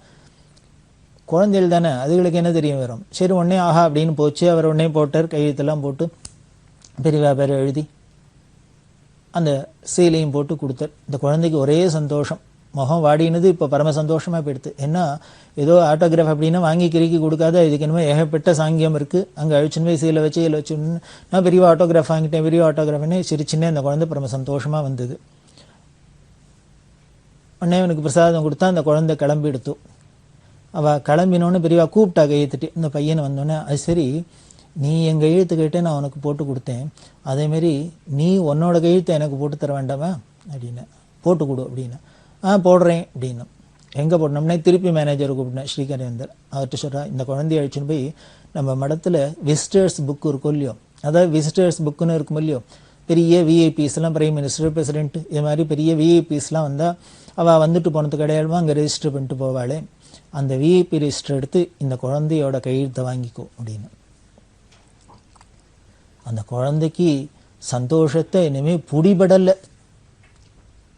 பெரியவா எங்கள் எழுத்தை வாங்கினுட்டா நான் பெரியவாளுக்கு ஆட்டோகிராஃப் போட்டு கொடுத்தேன் அப்படின்னு பரம சந்தோஷமாக அந்த குழந்தை குதூகலமாக போகிறது. அந்த விஐபி ரெஜிஸ்டரில் அந்த குழந்தை கையெழுத்து போட்டு, ஒரு வாண்டு குழந்தை அது எங்கே கையெழுத்து போடுறதுன்னு காஞ்சி காமகோடி பீடத்தில் விஐபி ரெஜிஸ்டரில் அது பேரை போடுறது அப்படின்னா பெரியவா எவ்வளவு அந்யோன்யமாக பழகிறா அப்படிங்கிறது தெரியுது. ஏதோ அது கேட்டது போட்டு கொடுத்தோம் அப்படின்லாம் இல்லை. இதை மாதிரி தான் கிருஷ்ணரும் இருந்தார். அந்த கோபார்களோட இடையர்களோட இருக்கிறதே அவளுக்கு சரியாக நடவுட பாவனையிலேருந்து பரமாத்மா அஹோபாகியம் நந்தகோப விரஜோகசாம் என் மித்திரம் பரமானந்தம் பூர்ணம் பிரம்ம சனாதனம் அப்படின்னு சொல்லி ஆச்சரியப்படுறாளே, என்ன ஒரு பாக்கியம். அவளுக்கு என்ன ஏதானு பெருசாக படிப்பறிவு இருந்ததா, இல்லை ஏதான ஐஸ்வர்யத்தில் ஏதானு கோடீஸ்வரலாக இருந்தாளா, இப்படி எந்த ஆஸ்பெக்ட்ஸ்லையானு நம்ம போய் உறவு கொண்டாடுறாப்புல அவள் இருந்தாளா, இல்லை எப்போ பாரு மாடு கண்ணு புழுதி சேரு சகதி அப்படி இருக்கிறவாளோட அந்த இடையர்களாக எதுவும் போய் அந்யோன்யமாக உறவு கொண்டாடித்து. தங்கிட்ட எவ்வளவு பிரியம் இருக்குமோ அவ்வளவு பிரியம் அந்த பகவான் மேலே கிருஷ்ணன் மேலே இருந்தது. இது வெளியில தான் இருக்குது, கிருஷ்ணங்கிற வஸ்துவா வெளியில தான் இருக்குது. இருந்தால் கூட அது வெளியில் பார்க்குற ஒரு ஆப்ஜெக்டாக தெரியாத உள்ளுக்குள்ளே இருக்கிற ஆத்மஸ்வரூபமாகவே அவளுக்கெல்லாம் பிரகாசிச்சுது தெரிஞ்சுது அப்படின்னா அந்த அளவுக்கு அவர் அந்யோன்யமாக இறங்கி, அதுதானே அவதாரங்கிறோம். அப்படி தான் இந்த அவதாரத்திலையும் பெரியவா யாரு போனாலும் அவளுக்கு நாம் எங்கேயோ பெரியவாள்கிட்ட இருக்கும், பெரிய பரமேஸ்வரன் சந்நிதியில் இருக்கும் அப்படின்லாம் நமக்கு ஒரு ஏதோ பிரமிச்சு நாம் ஏதோ அப்படியே ஸ்டன்னாகி நின்றுடாத, ஏதோ நம்ம தாத்தாவோட இருக்கும், நம்ம அப்பாவோட இருக்கும், நம்ம வீட்டில் ஒருத்தரோட பழகின்னு இருக்கும் அப்படிங்கிறாப்புல அந்த அளவுக்கு கீழே கொண்டு வந்து தான் இறங்கி வந்து நம்மளை அப்படி ஆலிங்கனம் பண்ணி இருக்கா. அதைத்தான் காமிக்கிறது. அப்படி இருக்கிற பெரியவா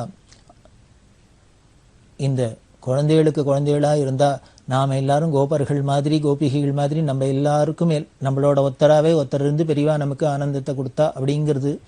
இதே போல் பசுமாட்டுக்கெல்லாமும் எப்படி எல்லாம் பெரியவா பிரியமாக இருந்திருக்கா. இந்த கோசம்ரட்சணம் அப்படிங்கிறதுக்கு என்னெல்லாம் பண்ணியிருக்கா அப்படிங்கிறதையும் நாம் பார்க்கணும். நமது சனாதன மதத்தில் முக்கியமானது, ரொம்ப முக்கியமானது ரெண்டு. ஒன்று வேதம், ரெண்டாவது பசுக்கள். வாழ்க அந்தனர் வானவர் ஆனினம் அப்படின்னு தான் ஞானசம்பந்தர் எப்படி பாடுறார் அப்படின்னார், வாழ்க அந்தனர் வானவர் ஆனினம் அப்படிங்கிறார்.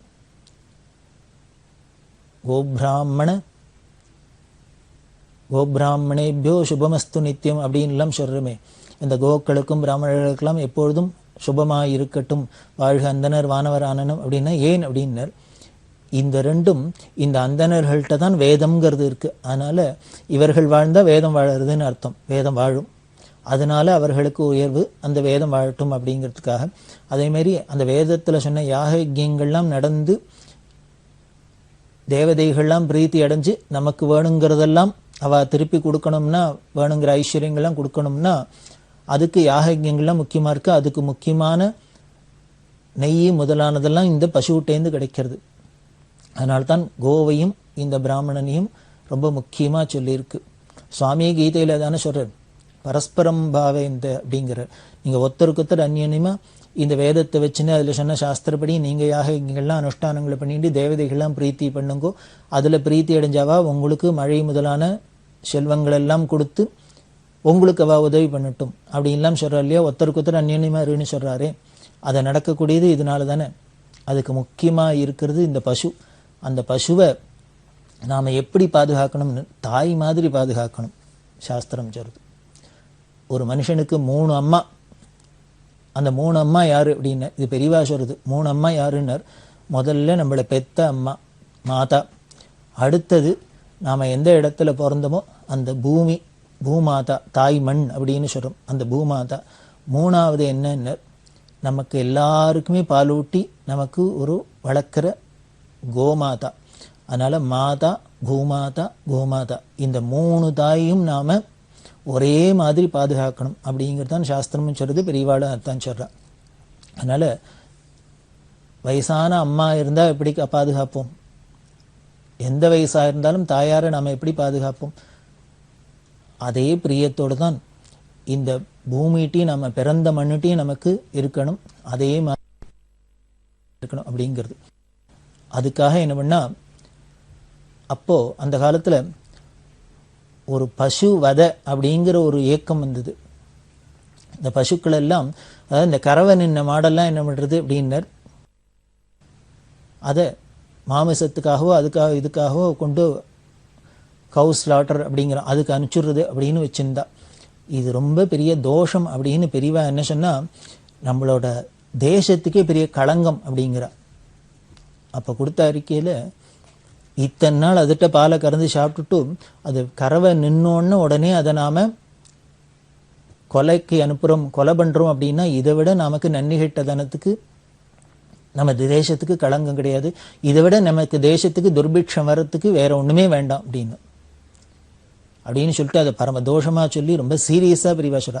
அந்த பசு வதையை தடுக்கணும் அப்படிங்கிறதுக்காக ஒரு இயக்கமே உருவாச்சு அந்த காலத்தில். அப்படி அது ரொம்ப தீவிரமாக இருந்தது. அதில் பல சாதுக்கள்லாம், வட இந்திய சாதுக்கள்லாம் என்ன பண்ணால் உண்ணாவிரதம்லாம் இருந்தா. இந்த பசு வதையை தடுக்கிறதுக்கு சட்டம் கொண்டு வந்து, இந்த பசு வதைக்கப்படாது, அதுவாகவே காலமாற வரைக்கும் அதை நாம் ஜாக்கிரதையாக பார்த்துக்கணும் அப்படிங்கிறதுக்காக அந்த பசுவதை தடை சட்டம் வரணும் அப்படின்னு உண்ணாவிரதம்லாம் இருந்தா. அதுக்கெல்லாம் பெரிய ஆதரவு தெரிவித்து அறிக்கையெல்லாம் விட்டா. அதில் ரொம்ப முக்கியமானது இந்த பசுவதைக்காக ரொம்ப பெரியவா பாடுபட்டிருக்கா. காரணம் கருணை தான். ஜீவகாருண்யம் ஜீவகாருண்யம் அப்படிங்கிறோம். வள்ளலார் சொல்றார், வாடிய பயிரை பார்க்குற போதெல்லாம் என் மனசு வாடுறது அப்படிங்கிறார். ஒரு சாதாரண ஒரு புல் பூண்டு செடி கொடிகள்லாம் கூட வாடி போச்சுன்னா அதை பார்த்தா நம்ம மனசு வாடுறதுன்னா எந்த அளவுக்கு நம்மள்கிட்ட ஒரு கருணை இருக்கணும், ஜீவகாருண்யம் இருக்கணும். அதைத்தான் பெரியவா சொல்றா. இந்த பசுங்கிறது யாக யஜ்யங்களுக்கெல்லாம் பெரிய ஹவிசு தருது, பாலை தருது, தயிரை தருது, நெய்யை தருது. இன்னும் எல்லா விதத்துலையும் பார்த்தேன்னா அதுட்டேந்து இருக்கிற சர்வமும், அது போடுற சாணியிலேருந்து சர்வமுமே நமக்கு கோமயத்திலேருந்து எல்லாமே நமக்கு உபயோகமாக இருக்குது. அப்படி சர்வத்தையும் நமக்கு உபயோகமாக கொடுக்கக்கூடிய ஒரு ஜீவனை நாம் நிர்தாட்சியமாக கொன்னோம் அப்படின்னா, நமக்கு வீட்டில் அப்பா அம்மா இருக்கா, அப்பா நமக்கு சம்பாதிச்சு போடுறாரு, அம்மா நமக்கு எல்லாம் காரியம் செஞ்சு கொடுக்குறா. அதுக்கப்புறம் அவளுக்கு வயசாகிடுத்துன்னா ரிட்டையர் ஆனதுக்கப்புறம் அவளை நாம் எங்கே இவாளால் ஒன்றும் பிரயோஜனம் இல்லை அப்படின்னு அவளை எங்கேயானும் கொண்டு தூக்கில் போடுறோமா? இல்லையே. ஆயுசு வரைக்கும் பாதுகாக்கிறோமோ இல்லையோ அதே மாதிரி தான் இந்த பசுக்களையும் பாதுகாக்கணும் அப்படின்னு பெரியவா. ஏன்னா அதோட பாலை குடிச்சுன்னா நம்ம வளர்ந்துருக்கோம். தாய்ப்பால் குடிச்சு வளர்ந்தாப்புல இந்த பசும்பாலும் குடிச்சு தானே வளர்றோம். அதனால இந்த பசுங்கிறது பரம புனிதமானது. அதுக்கு நமக்கு அது மதத்தில் முக்கியமான இடம் கொடுத்துருக்கு. அதனால கடைசி வரைக்கும் இந்த பசுவை பாதுகாக்கணும். இது நம்மளோட கடமை. இதை பண்ணலைன்னா மகா பாபம் வரும், தேசத்துக்கே ஒரு களங்கம், நமது கலாச்சாரத்துக்கே களங்கம் அப்படின்னு பெரியவா ரொம்ப ஸ்ட்ராங்காக சொல்கிறா. அதனால் இந்த பசு வதைக்காக அந்த தடுக்கிறதுக்காக பல திட்டங்கள்லாம் சொன்னான். அதில் ரொம்ப எளிமையான திட்டம் முதல்லே சொல்லியிருக்கோம். பெரியவா எந்த திட்டத்தை சொன்னாலும் எளிமையாக தான் இருக்கும் அப்படின்னு. அந்த எளிமையான ஒரு திட்டத்தில் என்ன பண்ணினா அப்படின்னா, எல்லாரும் எதனால இதை கொண்டு பலி கொடுக்கறதுக்கு விட்டுடுறா அப்படின்னா வேற ஒன்றும் இல்லை. இப்போ நாம் மாட்டுக்கு தீனியெல்லாம் போடுறோம். தீனியெல்லாம் போட்டு அந்த செலவழிக்கிறோம். தீனி போட்டோம்னா அது கறந்துருத்துனா அந்த பால்லேருந்து நமக்கு வர லாபத்தினால இதை சரி கட்டிடுறோம். இப்போது நாம் கொடுக்கறதுக்கு அது திருப்பி கொடுத்துருது. அதனால நாம் அதை ஒன்றும் கணக்கு பார்க்கறது இல்லை. ஆனால் இப்போ அது கறவை நின்னதுக்கு அப்புறம் நாம் தீனி போட்டால் நமக்கு ஏதோ வேண்டாத எக்ஸ்ட்ராவாக என்னமோ பண்ணுறாப்புல இருக்குது, வேஸ்டாகிறாப்புல இருக்குது. அதுக்காக பெரியவா என்ன பண்ணினா திருமூலர் சொல்றார், எல்லாருக்கும் பண்ண வேண்டியது என்னென்ன, தினம் ஒரு கையளவு கைப்பிடி புல்லை எடுத்து பசுமாட்டுக்கு கொடுக்கணும் அப்படின்னு சொல்றார். திருமந்திரத்தில் அப்படியே சொல்றார். ஒரு பசுவுக்கு ஒரு வாயுரை கொடுத்தோம்னா, ஒரு கையால் புல்லு கொடுத்தோம்னாக்க அவ்வளவு பரம பாபம் போயிடுறது. என்ன ஒரு பாபங்களாக இருந்தாலும் இந்த பசுமாட்டுக்கு ஒரு கீரையை கொடுக்கறதுனாலையோ ஒரு கைப்பிடி புல் கொடுக்கறதுனாலே போகிறதுன்னு சாஸ்திரம் சொல்றது. எல்லா மகான்களும் சொல்கிறா. இது ஏதோ சாஸ்திரம் சொல்றதெல்லாம் இருக்கட்டும், ஒரு மனிதாபிமான அடிப்படையில் ஜீவகாருண்ய அடிப்படையில் வச்சுருந்தா கூட இது ரொம்ப முக்கியமான ஒரு விஷயம். நமது சாஸ்திரங்கள்லாம் பார்த்தா நமக்கு கிராமங்கள்லாம் பார்த்தேன்னா என்ன பண்ணிக்கணும், கிராமத்துலாம் குளமெல்லாம் இருக்கும், நீர்நிலைகள்லாம் இருக்கும். அந்த நீர்நிலைகளில் பார்த்தேன்னா ராஜாக்கள்லாம் எப்படி பண்ணி வச்சுருந்தான்னு 3 பக்கமும் ஜனங்கள்லாம் இறங்கி போய் ஸ்நானம் பண்ணி தீர்த்தம்லாம் எடுத்துக்கிறதுக்காக படியெல்லாம் கட்டியிருப்பா. ஒரு பக்கம் என்ன பண்ணியிருப்பான்னா இந்த ரேம்ப் மாதிரி ஸ்லோப்பாக வச்சுருப்பா. எதுக்குன்னா கால்நடைகள்லாம் வந்து தண்ணி குடிக்கணும் அப்படிங்கிறதுக்காக.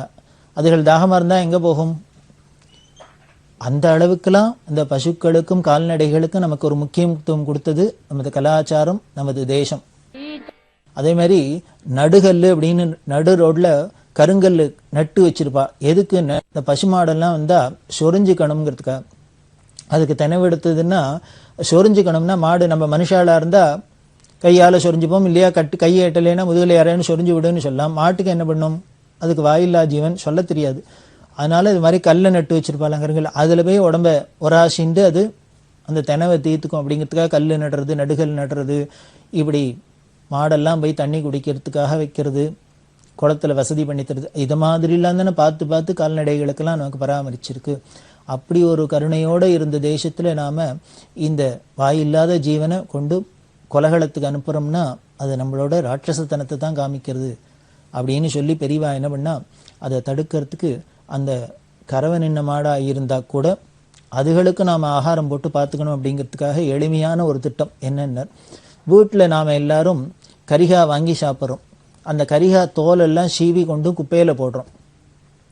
அப்படி குப்பையில் போடாத அந்த கரிகா பழத்தோலெல்லாம் இந்த வாயில்லா ஜீவனான இந்த மாட்டுக்கெல்லாம் கொடுக்கலாம் அப்படின்னு ஒரு திட்டத்தை வச்சா. கரிகா தோல் கிருஷ்ணமூர்த்தின்னே ஒருத்தர் மடத்தில் ரொம்ப பிரசித்தமாக இருந்தார். அவர் பேர் கிருஷ்ணமூர்த்தி. அவர் வாராவாரம் கரிகா தோலை கொண்டு கொடுக்கறதுனால இப்போ இந்த வீடு வீடாக போய் கலெக்ட் பண்ணி கொடுத்ததுனாலே கரிகா தோல் கிருஷ்ணமூர்த்தின்னு பேர். அவர் சின்ன பையனாக இருக்கிறதே பெரியவா அப்பா தரிசனத்துக்கு அழிச்சுன்னு வந்தா அந்த பையன்கிட்ட கிருஷ்ணமூர்த்தி சின்ன பையனாக இருக்கார். அவர்கிட்ட பெரியவா கேட்குறா, உங்கள் தாத்தா என்னவா இருந்தார், எப்படி இருந்தார் உனக்கு தெரியுமா அப்படின்னு. உடனே அந்த பையன் சொன்னால், அவள் தாத்தா புதுக்கோட்டையில் கோர்ட்டில் ஜட்ஜாக இருந்தார். எங்கள் தாத்தா ஜட்ஜாக இருந்தா புதுக்கோட்டை கோர்ட்டில் அப்படின்னு. தெரியுமா, அப்போ நீனும் அவரை மாதிரி வருவியா அப்படின்னா. இது முதல் தரிசனத்தில் இவ்வளவுதான். அந்த பையனுக்கு ஒன்றும் புரியல. புதுக்கோட்டையில் தாத்தா பெரிய ஜட்ஜாக இருந்தா நம்மளையும் அது மாதிரி வருவியான்னு தெரியல. பிற்காலத்தில் நம்ம வக்கீலாக போய் அந்த ஜட்ஜாக வர போகிறோமோ தெரியாது. அந்த குழந்தை அது சீரியஸ் இடத்துல விட்டுட்டா. அதுக்கப்புறம் பல காலகட்டங்கள் ஆயிடுத்து. இந்த கிருஷ்ணமூர்த்தி பேங்க்கில் உத்தியோகமாக ஆயிட்டார். அவர் படித்து உத்தியோகத்துக்கு போய் பேங்க்கில் உத்தியோகமாக இருந்தார். இவரோட லைனே மாறி போயிடுது. சட்டம்ங்கிறது இல்லாத வேற ஏதோ கணக்கில் அக்கௌண்ட்ஸில் வந்துட்டார், பேங்க்கில் உத்தியோகமாக போயிட்டார். இப்படி அப்புறம் பெரியவாளை அடிக்கடி தரிசனத்துக்கு வந்து நிற்கிறது. ஒரு நாளைக்கு தோணித்து, பெரியவா நம்மளை கேட்டா தாத்தா மாதிரி வருவியான்னு. ஆனால் நம்ம தாத்தா மாதிரி வரல, நம்மளோட லைனே மாறி போயிடுத்தே அப்படின்னு நினச்சிருந்தார். இவர் இப்படி மனசில் நினச்சுன்னே நிற்கிறதே பெரியவா என்ன, அந்த பெரியவாள்கிட்ட தான் நம்ம எதான இப்படி மனசில் நினச்சோன்னா உடனேயே டிவியில் பார்க்குறாப்புல அதை சொல்லிவிடா உள்ள என்ன ஓடுறதுங்கிறது.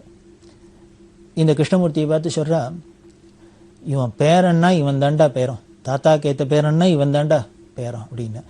பாரு, இவனோட பேரும் கிருஷ்ணமூர்த்தின்னு இருக்கா, தாத்தா பேரும் கிருஷ்ணமூர்த்தி.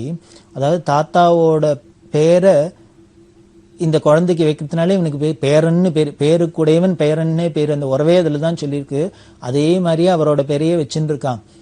அவர் என்கிட்ட ரொம்ப பிரியமாக அடிக்கடி வந்து தரிசனம் பண்ணுவார், வந்துட்டே இருப்பார். அதே மாதிரியே இவனும் அடிக்கடி வரான் அப்படின்னா, இவனும் வந்துட்டு இருக்கான் அப்படின்னோடனே இப்போதான் இந்த கிருஷ்ணமூர்த்திக்கு சரேர்னுது. என்னென்ன பெரியவா எப்போ கேட்டாலும் உங்கள் தாத்தா என்னவா இருந்தார், அவரை மாதிரி நீனும் வருவியா அப்படின்னா, இவர் என்ன நினச்சிட்டா அவர் மாதிரி ஜட்ஜா வருவியான்னு பெரியவா கேட்டாளாக்கும் அப்படின்னு. இப்போது பெரியவா கேட்டதோட அர்த்தம் புரிஞ்சுருத்தோ, அதை பெரியவா கேட்கல, அவரை மாதிரி தாத்தா பெரியவாள்கிட்ட பக்தி பண்ணிட்டு அடிக்கடி வந்து தரிசனம் பண்ணி பெரியவாளை கைங்கரியம் பண்ணாப்புல இவனும் வருவனாங்கிறத கேட்டிருக்கா அப்படின்னு இப்போ புரிஞ்சுட்டுது. இப்போ தான் அவருக்கு இந்த சந்தேகம் தீர்ந்தது. பெரியவா அவர் தாத்தா மாதிரி இவனும் வருவனான்னு கேட்டதோட அர்த்தம் புரிஞ்சு கொடுத்து பரம சந்தோஷப்பட்டு பெரியவா வாக்காலே அப்ரிஷியேட் பண்ணிட்டாளே அப்படின்னு. அப்படி வந்துட்டு இருக்கிறவட்ட அவர் என்ன பண்ணார், அவள் காலனியில் ஒரு கோவில், அம்பாள் கோவில் கட்டுறதுக்கு ஒரு கமிட்டியெல்லாம் போட்டு ஏற்பாடு பண்ணியிருந்தா. அதில் 2 பேர் முக்கியமாக செயலராக இருந்து அவள் கட்டுறதா இருந்தது. அவளை அழிச்சுன்னு பெரியவா தரிசனத்துக்கு வந்தார். இந்த கிருஷ்ணமூர்த்தி சொன்னார், இவா 2 பேரும் இந்த பக்கத்தில் இந்த கருமாரியம்மன் கோவில் கட்டணும்னு ஏற்பாடு பண்ணியிருக்கா, இந்த கமிட்டியில் இருக்கா, அவள் பெரியவா அனுகிரகத்தை கேட்குறா அப்படின்னு. பெரியவா சொன்ன, அவள் வைஷ்ணவா, அவள் வந்தவா 2 பேரும் வைஷ்ணவா, அவள் வைஷ்ணவாடா, ஆமாம் அப்படின்னு. அவளுக்கு இந்த சமாசிரயணம் ஆயிடுத்தா கேடு அப்படின்னு. ஆயிடுத்து அப்படின்னு. நீ பெரியவா சொல்கிறா, இந்த கிருஷ்ணமூர்த்திட்ட உனக்கு தெரியுமா சமாசிரயம் என்னன்னு, எனக்கு தெரியாது அப்படின்னு. பெரியவா அதை பற்றி சொன்னான். சொல்லிவிட்டு அவள் ஆச்சாரியாள்கிட்ட அது மாதிரி சமாசிரயம் பண்ணிக்கிறது, அது பண்ணிட்டு விட்டாக்க அவள் வந்து வேறு இது மாதிரி எந்த காரியம் பண்ணணும்னாலும் அந்த குருவோட ஆக்ஞியை வாங்கிக்கணும். அவள் சொன்னாதான் பண்ணலாம். அப்படி குருவோட சம்மதம் இல்லாத இது மாதிரி காரியத்தை பண்ணினா அது பலிக்காது. அதனால இவள் அதில் பிரயோஜனம் ஈடுபட்டு பிரயோஜனம் இல்லை, வேண்டாம் அப்படின்னு விட்டா. அவளும் திரும்பி வந்துட்டா. என்னமோ தெரியல, இப்படி பெரியவா சொன்னதுக்கு அப்புறம் ஏதோ சில தவிர்க்க முடியாத காரணத்தினால அவள் 2 பேரும் ரிசைன் பண்ணிட்டா அந்த கமிட்டியிலேருந்து. அவள் ரிசைன் பண்ணோன்னு இந்த கிருஷ்ணமூர்த்திக்கு அந்த பொறுப்பு வந்துடுத்து. இவர் உடனே அந்த வேலையை எடுத்துன்னு பண்ண முடியுமா இருந்தது. பல லட்சங்கள் வசூல் பண்ணி இவர் கோவிலை கட்டி கும்பாபிஷேகம்லாம் பண்ணினார். அந்த கோவில் வேலை பண்ணிகிட்டே இருக்கிறது, அப்பப்போ பெரியவாள்கிட்ட தரிசனம் வந்து நிற்கிறது. இந்த பெரியவா சொல்லி இந்த கோவிலுக்கு அம்பாளை கோவில் கட்டி கைங்கரியம் பண்ணிருக்கேன், அதே மாதிரி பெரியவாளுக்கும் கைங்கரியம் பண்ணணும்னு ஆசையாக இருக்குது, பெரியவா அனுகிரகம் பண்ணணும்னு. உடனே பெரியவா சிரிச்சுட்டு, நீ அம்பாளுக்கு பண்ணுறியோ இல்லையோ, அம்பாளுக்கு பண்ணாலே எனக்கு பண்ணுறாப்புல தான், அதுவே போரும் அப்படின்ட்டா. சரி, இவருக்கு சந்தோஷம், அம்பாளுக்கு பண்ணுறது ஒன்று தான், பெரியவாளுக்கு பண்ணுறது ஒன்று தான், அதே மாதிரி பெரியவாளுக்கு பண்ணுறது ஒன்று தான், அம்பாளுக்கு பண்ணுறது ஒன்று தான், இதுக்கு நமக்கு விட கிடைச்சிருத்து அப்படின்னு என்ன பண்ணார். இவர் சந்தோஷமாக அந்த கும்பாபிஷேகத்தெல்லாம் முடித்தார். முடித்தோடனே என்ன பண்ணினார், அந்த பதவியிலேருந்து இந்த செக்ரட்டரி போஸ்ட்லேருந்து ரிசைனும் பண்ணிட்டார், அதுலேருந்து விடுபட்டார். விடுபட்டுட்டு ஒரு தரம் பெரியவா தரிசனத்துக்கு வரத்தே பெரியவா அந்த கிருஷ்ணமூர்த்தி கிட்ட, உன்னால் வசூல் பண்ண முடியுமோ அப்படின்னா. நீ நிறையா வசூல் பண்ணுவியோ அப்படின்னா. இவருக்கு ஒன்றும் இல்லைன்னா திடீர்னு பெரியவா வசூல் பண்ண முடியுமா, வசூல் பண்ணுவியாங்கிற அப்படின்னு. இவர் என்னன்னு பதில் சொல்கிறது. உடனே அவர் பெஷாத இருந்தார். பெரியவா சொல்கிறா, நமது சாஸ்திரங்களில் கோ சம்ரட்சணத்தை ரொம்ப முக்கியமாக சொல்லியிருக்கு, அந்த கோக்களை பாதுகாக்கணும் அப்படிங்கிறது நம்ம கடமையாக சொல்லியிருக்கு. அதனால நான் ஒரு விஷயம் எல்லாருக்கும் சொல்லின்னு இருக்கேன்.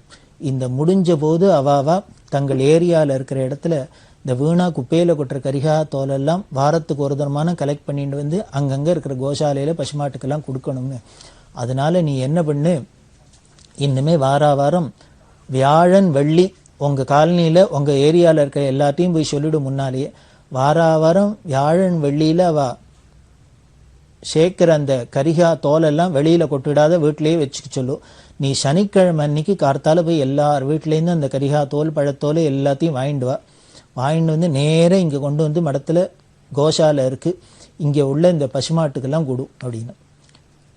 அப்புறம்தான் புரிஞ்சுது, வசூல் பண்ணுவேனோ இதை காசு பணத்தை பெரியவா மீன் பண்ணல, இந்த கரிகாத்தோல் வசூலை தான் சொல்லியிருக்க அப்படின்னு. ஆஹா பண்ணுறேன்னு பரமபாக்கியம் அப்படின்ட்டு பண்ண ஆரம்பிச்சார். இது மாதிரி பல வருஷங்கள் பண்ணியிருந்தார். பல வருஷங்கள் பண்ணிட்டு இருக்கிறதே அதுக்கு பலன் என்னன்னர் ஜெயேந்திர சரஸ்வதி சுவாமிகள் அந்த கிருஷ்ணமூர்த்திகிட்ட சொன்னார், மாம்பழத்தில் ஒரு கோசாலை வைக்கணும்னு ஆசையாக இருக்குது, கோசம்ரட்சணம் நமக்கு முக்கியமாக சொல்லிக்கு பெரியவான சொல்லிக்கா, அதனால் மாம்பழத்தில் நீ ஒரு கோசாலை பண்ணணும் அப்படின்னு சொல்ல 1977 மாம்பழம் சங்கர மடத்துக்கு பின்னால் ஒரு கோசாலையை இந்த கிருஷ்ணமூர்த்தி தான் நிறுவினர். அப்போது ஒரு 5-6 மாடை வச்சுன்னு ஆரம்பித்தா. இன்றைக்கி பார்த்தா அந்த மாம்பழம் கோசாலை சங்கர மடத்தில் கோசாலை அவ்வளவு அமோகமாக நடந்துருக்கு. பல பசுக்கள்லாம் இருக்குது, எல்லாத்தையும் காப்பாற்றுறா. அங்கே வெள்ளிக்கிழமையில் கோபூஜை அது இதெல்லாம் பார்த்தீங்கன்னா ரொம்ப பிரமாதமாக நடந்துட்டுருக்கு. அதுக்கெல்லாம் காரணம் இப்படி ஆச்சாரியாளோட திருவாக்கு தான் அப்படின்னு இந்த கிருஷ்ணமூர்த்தி ரொம்ப சந்தோஷப்படுறார். அப்படி இருக்கிறவருக்கு அவரோட முதல் பொண்ணு, அந்த பொண்ணுக்கு திடீர்னு ஒரு உடம்பு வந்தது. அந்த உடம்பு என்ன அப்படின்னா செப்டிசிமியான்னு ஒரு வியாதி. அதுக்கு மருந்தும் கொடுக்க முடியாது, ஆகாரம் கொடுக்க ஒன்றும் பண்ண முடியாது. அப்படி தவிச்சுன்னு இருக்கிறதே பெரியவாள்கிட்ட வந்து சொன்னா. பெரியவா வயிற்று தடவினே கையை தூக்கி அனுகிரகம் பண்ணினா. ஜெயேந்திர சுவாமிகளும் பிரசாதம் கொடுத்தார். இந்த குரு கிருப்பை அனுகிரகம் பிரசாத விசேஷத்தில் அந்த குழந்தைக்கு வியாதி குணமாயிடுத்து. இதை எதை காமிக்கிறதுன்னு, அந்த பசுமாட்டுக்கு கரிகா தோல் கொடுத்து அந்த பண்ணின கைங்கரியம் இந்த குழந்தைக்கு பெரிசா வந்த வியாதியெல்லாம் குணமாயிடுத்து அப்படின்னு சொல்லி, அந்த கோ சம்ரட்சணம், கோவுக்கு நாம் பண்ணுற கைங்கரியம், அதுக்கு ஒரு பொடி புல்லு கொடுத்தோம்னா எவ்வளவு நமக்கு நம்மளோட கர்ம வினைகள்லாம் போய் நமக்கு ஐஸ்வர்யம் வருது அப்படின்னு தெரியுது. இதுக்காக தான் இந்த கோ சம்ரட்சணத்தை பெரியவா ரொம்ப வலிய சொன்னால். இது மாதிரி இன்னும் பல திட்டங்கள் சொல்லியிருக்கா. அதில் இன்னும் சிலதெல்லாம் நாம் தொடர்ந்து பார்க்க போகிறோம். பெரியவா சரணம். இந்நிகழ்ச்சியின் அடுத்த பகுதி நாளை மாலை இதே நேரத்தில் ஒளிபரப்பாகும். பெரியவா சரணம். பெரியவா சரணம். அடுத்த நிகழ்ச்சி திருவாசக இன்னிசை. வழங்குபவர் ஸ்ரீ சத்குருநாத தேசிகர் அவர்கள். பெரியவா சரணம். திருச்சிற்றம்பலம். திருச்சாழல். பூசுவதும் வெண்ணீரு பூண்பதும் பொங்கரவும், பூசுவதும் வெண்ணீரு பூண்பதும் பொங்கரவும், பேசுவதும் திருவாயால் மறைபோலும் காணேடி, பூசுவதும் பேசுவதும் பூண்பதும் கொண்டு என்னை, பூசுவதும் பேசுவதும் பூண்பதும் கொண்டு என்னை, ஈசனவன் எவ்வுயிர்க்கும் இயல்பானான் சாழலோ.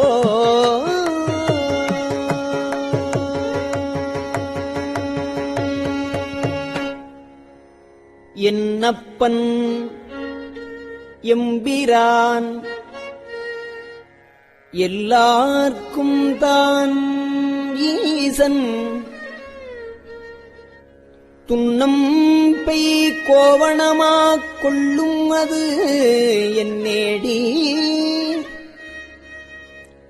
மண்ணு கலை துண்ணு பொருள் மறை நான்கே வான் சரடா, தன்னையே கோவணமா சாத்தினன்கான் சாழலோ.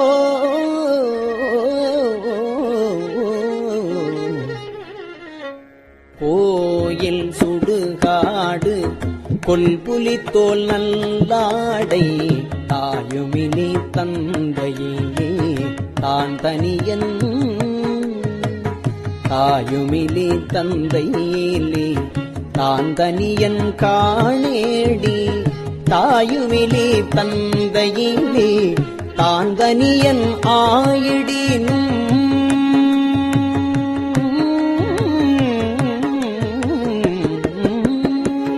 தாயுமிலி தந்தையிலே தான் தனியன் ஆயிடினும், தாயுமிலி தந்தையிலே தான் தனியன் ஆயிடினும், காயில் உலகனைத்தும்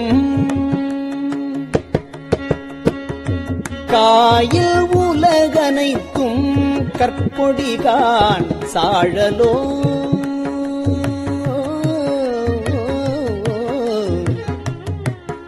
ஆனா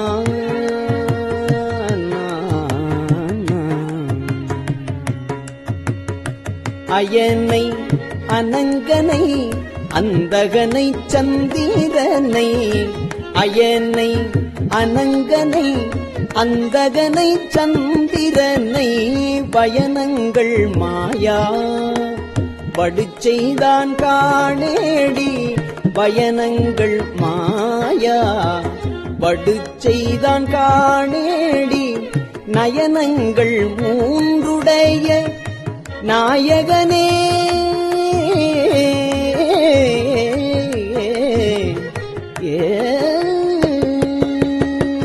நயனங்கள் மூன்றுடைய நாயகனே தண்டித்தால் சயமன்றோவானவர்க்கு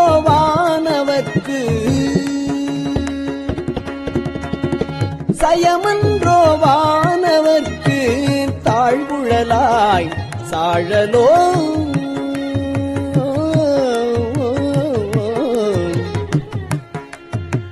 தக்கனையும் எச்சனையும் தலையறுத்து தேவர்கணம் தக்கனையும் எச்சனையும் தலையறுத்து தேவர்கணம் தொக்கன வந்தவர் தம்மை தொலைத்ததுதான் என் நேடி தொக்கன வந்தவர் தம்மை தொலைத்தருளி அருள் கொடுத்தங்கு எச்சனுக்கும் இகைத்தலை மற்ற அருளினன் காண் சாழலோ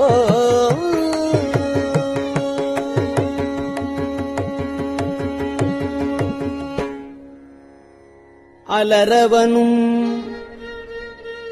மாலவனும் அறியாமே அழலுருவாய் நிலமுதற் கீழ் அண்டம் முற நின்றதுதான் என்னேடி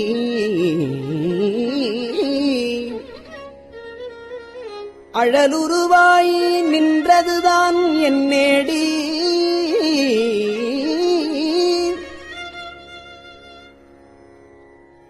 நிலமுதற்கீழ் அண்டம் முற நின்றில நேல் இருவரும் தம்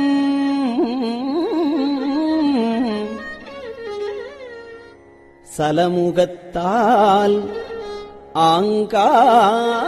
ஆங்காரம் தவிரார் காண் சாழலோ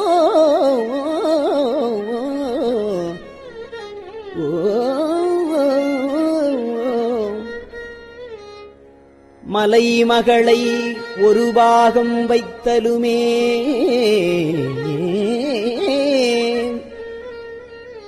மற்றொருத்தி சலமுகத்தால் அவன் சடையிற்பாயும் அது என்னேடி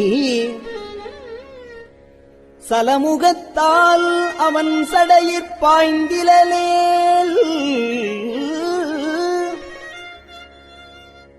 தரணி எல்லாம் பிலமுகத்தே புகப்பாய்ந்து பெரும் கேடாம் சலமுகத்தால் அவன் சடையிற்பாய்ந்திலேல் பாய்ந்திலேல் தரணியெல்லாம் பிலமுகத்தே புகப்பாய்ந்து பெரும் கேடாம் சாழலோ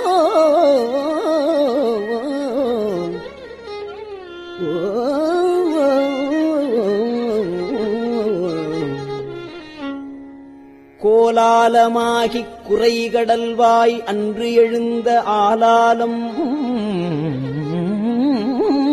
உண்டான் அவன் சதுர்தான் என்னேடி ஆலாலம் உண்டான் அவன் சதுர்தான் என்னேடி ஆலாலம் உண்டிலனேல் அன்று அயன்மால்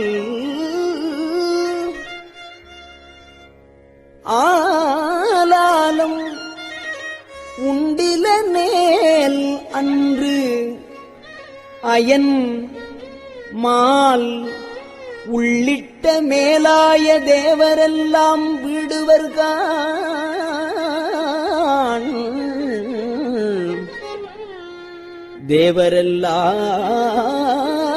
தேவரெல்லாம்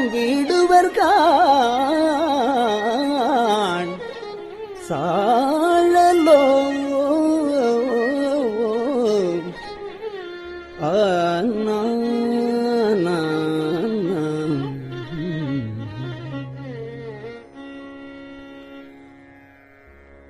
தென்பால் உகந்தாடும் தில்லை சிற்றம்பலவன்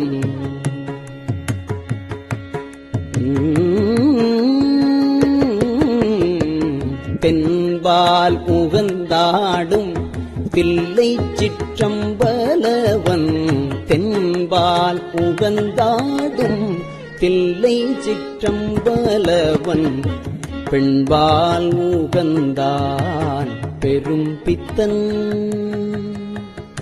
தென்பால் உகந்தாடும் தில்லை சிற்றம்பலவன் பெண்பால் உகந்தான் பெரும் பித்தன் காணேடி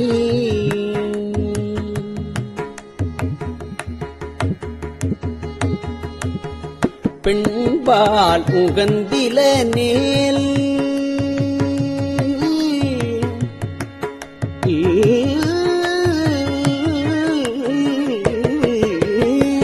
பெண்பால் உகந்தில நேல் பேதாயிரு நிலத்தோர் பெண்பால் உகந்தில நேல் பேதாயிரு நிலத்தோர் பெண்பாலியோகைதி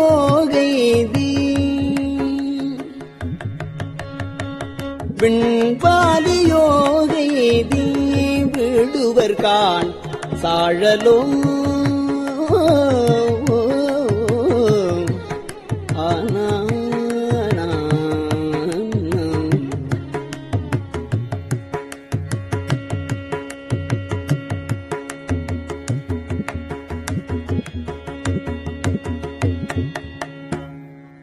தான் அந்தம் இல்லான் தனை அடைந்த நாயேனை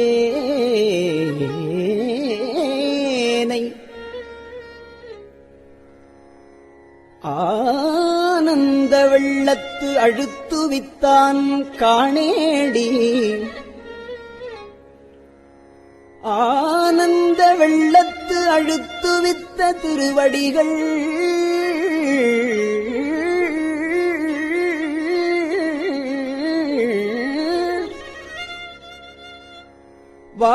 வானுந்து தேவர்கட்கோர் வான்பொருள் காண் சாழலோ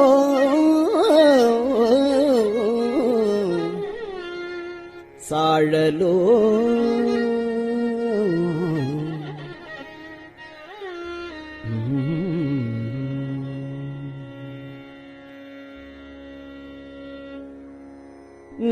நங்காய் இதன்னதவும் நங்காய் இதன்னதவும் நரம்போடு எலும்பணிந்து கங்காளம் தோள் மேலே காதலித்தான் காணேடி கங்காளம் ஆமாகேள் காலாந்தரத்து இருவர் தங்காலம் செய்ய தரித்தனன் காண் சாழலோ காணார் புலித்தோல் உடைதலை காடுபதி ஆனால் அவனுக்கிங்கு ஆட்படுவார் ஆரேடி ஆனாலும் கேளாய் அயனும் திருமாலும் வானாடர் கோவும் வழியடியார் சாழலோ மலையரையன்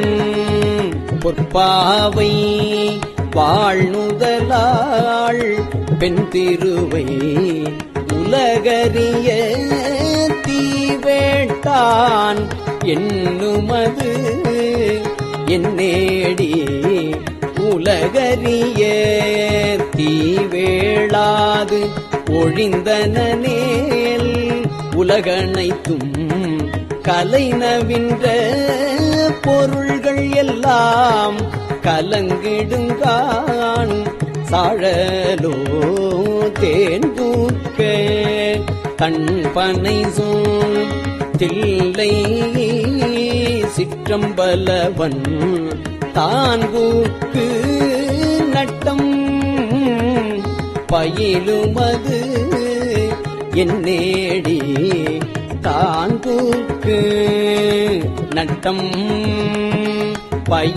பயின்றிலனேள் தரணியெல்லாம் ஊன்புக்க வேற்காளி கூட்டாங்கான் சாழலோ கடகரியும் பரிமாவும் தேரும் உகந்து ஏறாதே இடவம் உகந்து ஏறியவாறு எனக்கரிய இயம்பேடி தடமதில்கள் அவை மூன்றும் தழல் எரித்த அந்நாளில் இடபமதாய் தாங்கினான் திருமால்கான் சாழலோ நன்றாக நால்வர்க்கு நான் மறையின்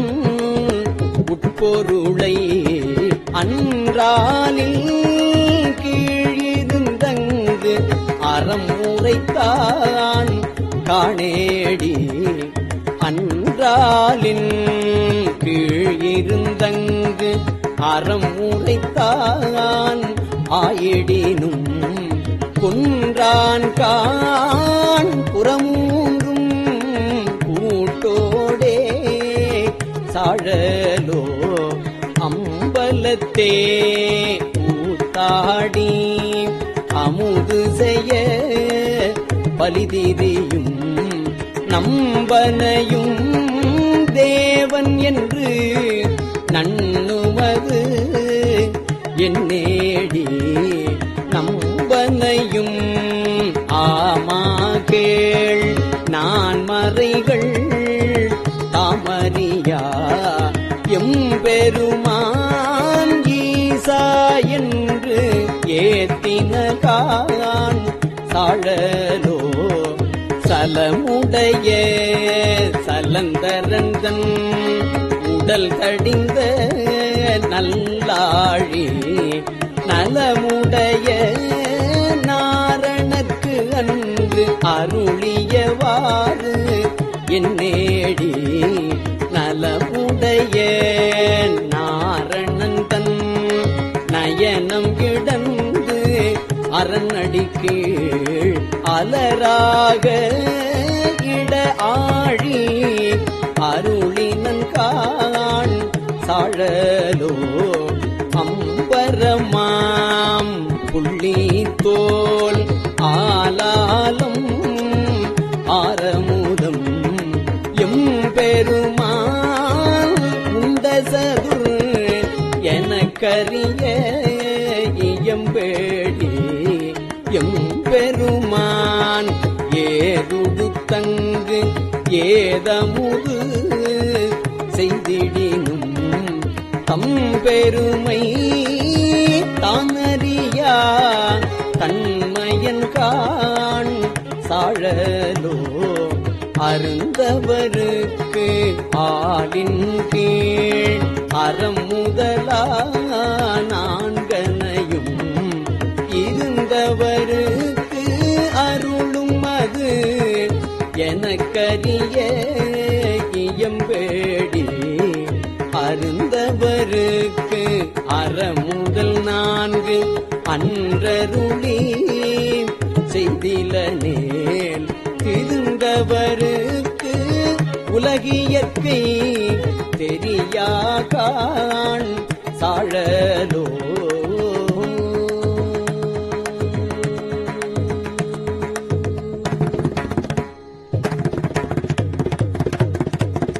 திருச்சிற்றம்பலம்.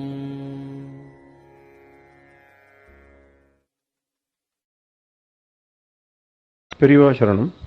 இந்நிகழ்ச்சியின் அடுத்த பகுதி நாளை மாலை இதே நேரத்தில் ஒளிபரப்பாகும்.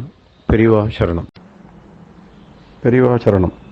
பெரியவா வானொலியின் இன்றைய நிகழ்ச்சிகளின் நிறைவாக திருப்பொன்னூசல் வழங்குபவர் சத்குருநாத தேசிகர் அவர்கள். பெரியவா சரணம். திருச்சிற்றம்பலம். திருப்பொன்னூசல். ஆணோ அலியோ அறிவையோ என்று இருவர்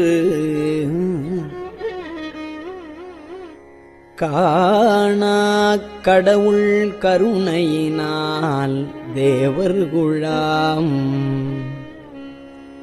நாணாமே உய்ய ஆட்கொண்டு அருளி நஞ்சுதனை ஊனாக உண்டருளும் உத்தரகோசமங்கை கோணாறு பிறைச்சன்னி கூத்தன் குணம் பரவி பூணாறு வனமுலையீர் பொன்னூசலாடாமோ.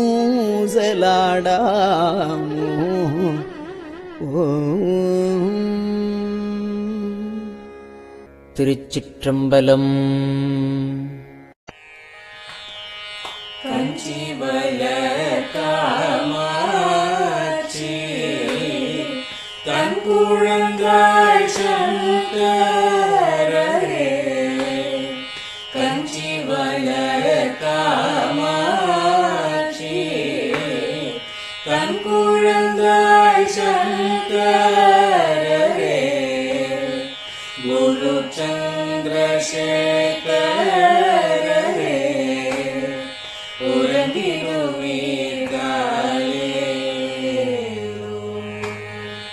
உறங்கிடுவீர்களே.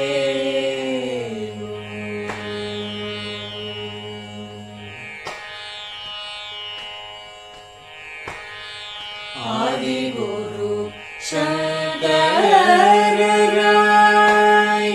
அன்றொரு நாள் வந்தவரே.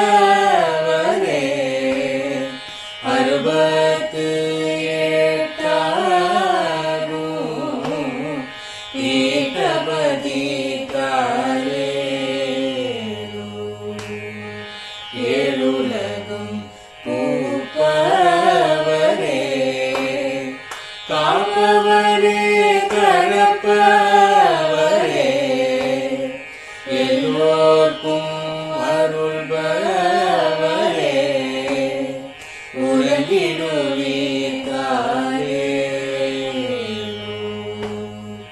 அயனுடனே மாலவனோ தேடிய பொற்பதத்தவரே. அருமறைகள் சாற்றும் முயல் மலர்பதமே காலே.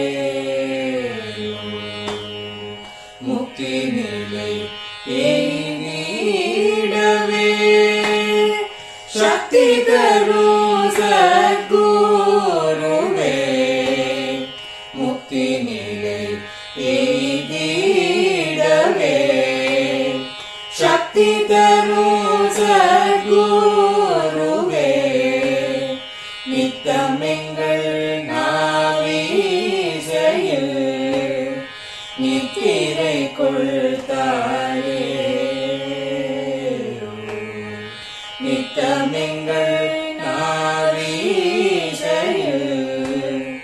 நித்திரை கொள்தாயே.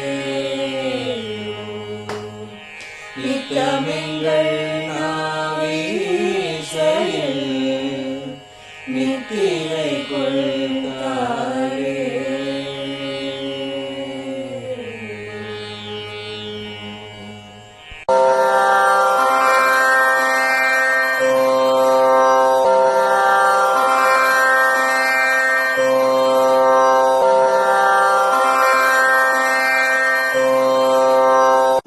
பெரியவாசரணம். பெரியவா வானொலியின் மாலை நிகழ்ச்சிகள் இத்துடன் நிறைவடைகின்றன.